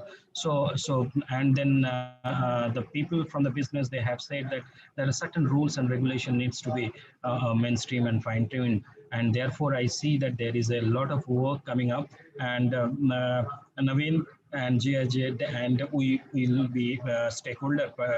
The network will be obviously be part of it, and then we can look at it that how we can take this agenda forward. Thank you. Thank you, Sabya. Rajiv, over to you, please. Thanks, Naveen. And I will. So one is to really recognize that last 2 days was full of a lot of insights, new thinking, and also partnerships between, as what Archana said, also people working maybe in silos. So all the way from private sector to civil society organizations, direct users, farmers groups, institutions like NARA, ICRAF, ICAR on the research side, networks like RRA network, and also institutions like GIZ and others, which I'm sure will also be interested. So I think from that perspective, what is clear is that this sort of a knowledge sharing was useful. Everybody said now is the moment, now is the time, and we need to act. I totally endorse a lot of almost everything that Sabyasachi has said. And just to say that I see that he's already getting into the action mode and thinking what are the next steps and what needs to be done, which is, I think, the spirit of a good output of this process, for which I think we need to really compliment the planning teams in all the 3 institutions. But for me, I think the key issue is actually about building the institution and how do we take forward. So my suggestion would be that clearly RRA network has evinced its interest to be supporting a process of institutionalizing in different ways, and we can just start with a more informal approach to begin with. Take this way of discussing, consistently building, taking it forward, and also to Mr. Dr. Rux from NRA said right at the onset that whatever you guys do, we are in it. We are going to support and provide all the help that is needed. And I think from the GIZ side, we are also very clear. My suggestion would be that after this workshop, the 3 institutions quickly put together some sort of a structure and a format of what this forum could look like, and share that with all the participants who have come in this workshop and also the last workshop. And if you think anybody thinks that there are other people who could not make it here and should also be knowing about this, then this could also be shared. So I think amongst the outputs, I see 2 or 3. One is what everybody takes away and took away, and we'll start implementing from tomorrow itself at their own level. Connections were formed, networks were created. You can directly get in touch with each other and take actions forward. Number 2 is in terms of actually documenting the key recommendations or way forward ideas that have come out from this workshop. And the third one is actually moving to the next step closer to the establishment of a forum, which almost everybody feels a need for. So from my side, 3 takeaways. Back to you, Naveen.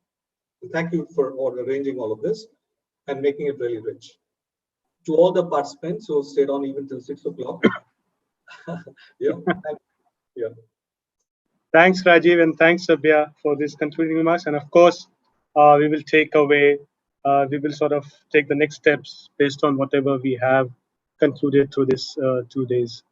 But as a moderator of a couple of sessions, it's my responsibility, and I'm really honored to really share my vote of thanks. There has been a tirelessly working team of organizers who have made these 2 days really successful as an event. As I call in the names, I would request them to really put on their cameras very quickly so that we know who you are. From RRA Network, as part of the organizing team, who has been in the backdrop. includes Sabya. Sabya, can you please put on your camera? Min, Shipra, Somi, and Rahul and Rajiv. Can you please put on your camera so that we can all see who you are? Hello, are you guys there? Yes, I have put my camera, but probably it is in different format. So who is speaking there, it is going to the spotlight, I think. So okay. So thanks a lot to the entire organizing team from RI Network. There, I was only the person. We were only few of us who were seen by everyone, but there were a lot of people from the GIZ team who have worked in the backdrop, even during the days when I was not present in the office. So a great sort of thanks to everyone, starting from Indranil, Avinash, Ranjit, Jitendra, and very much Sumit, who has been instrumental to sort of do all of this legwork to organize and prepare the agenda, contact the presenters, panel members. Divya, we were also joined by a new member in the team. I don't know whether he can put on his camera or not. Jonas, who was also listening very quietly in the last 2 days. So a very a sincere vote of thanks to everyone for making this event a successful event. And I'm sure we'll have a successful road ahead in the future, and we'll be able to establish something really interesting as a Biochar Forum so that we can help the farmers and the entire agricultural sector adopt biochar and see how we can further improve the health of the soil and its fertility. So with these words, I would once again thank everyone, all the participants and the panelists for the time and patience to stay up till 6 o'clock in the evening today. Thanks a lot. it was and nice. please excuse me if I missed someone. It was very nice to work with the team of GIZ. It was very nice and excellent teamwork. Thank you very much, Naveen and team. Thanks a lot, Sadhya. And we hope to sort of work together for interesting ideas and progress on what we have been discussing so far. Yeah, thanks absolutely. Thank you. Thank you. Okay, bye-bye. Thank you. Take care. Bye. Thank you. Bye-bye.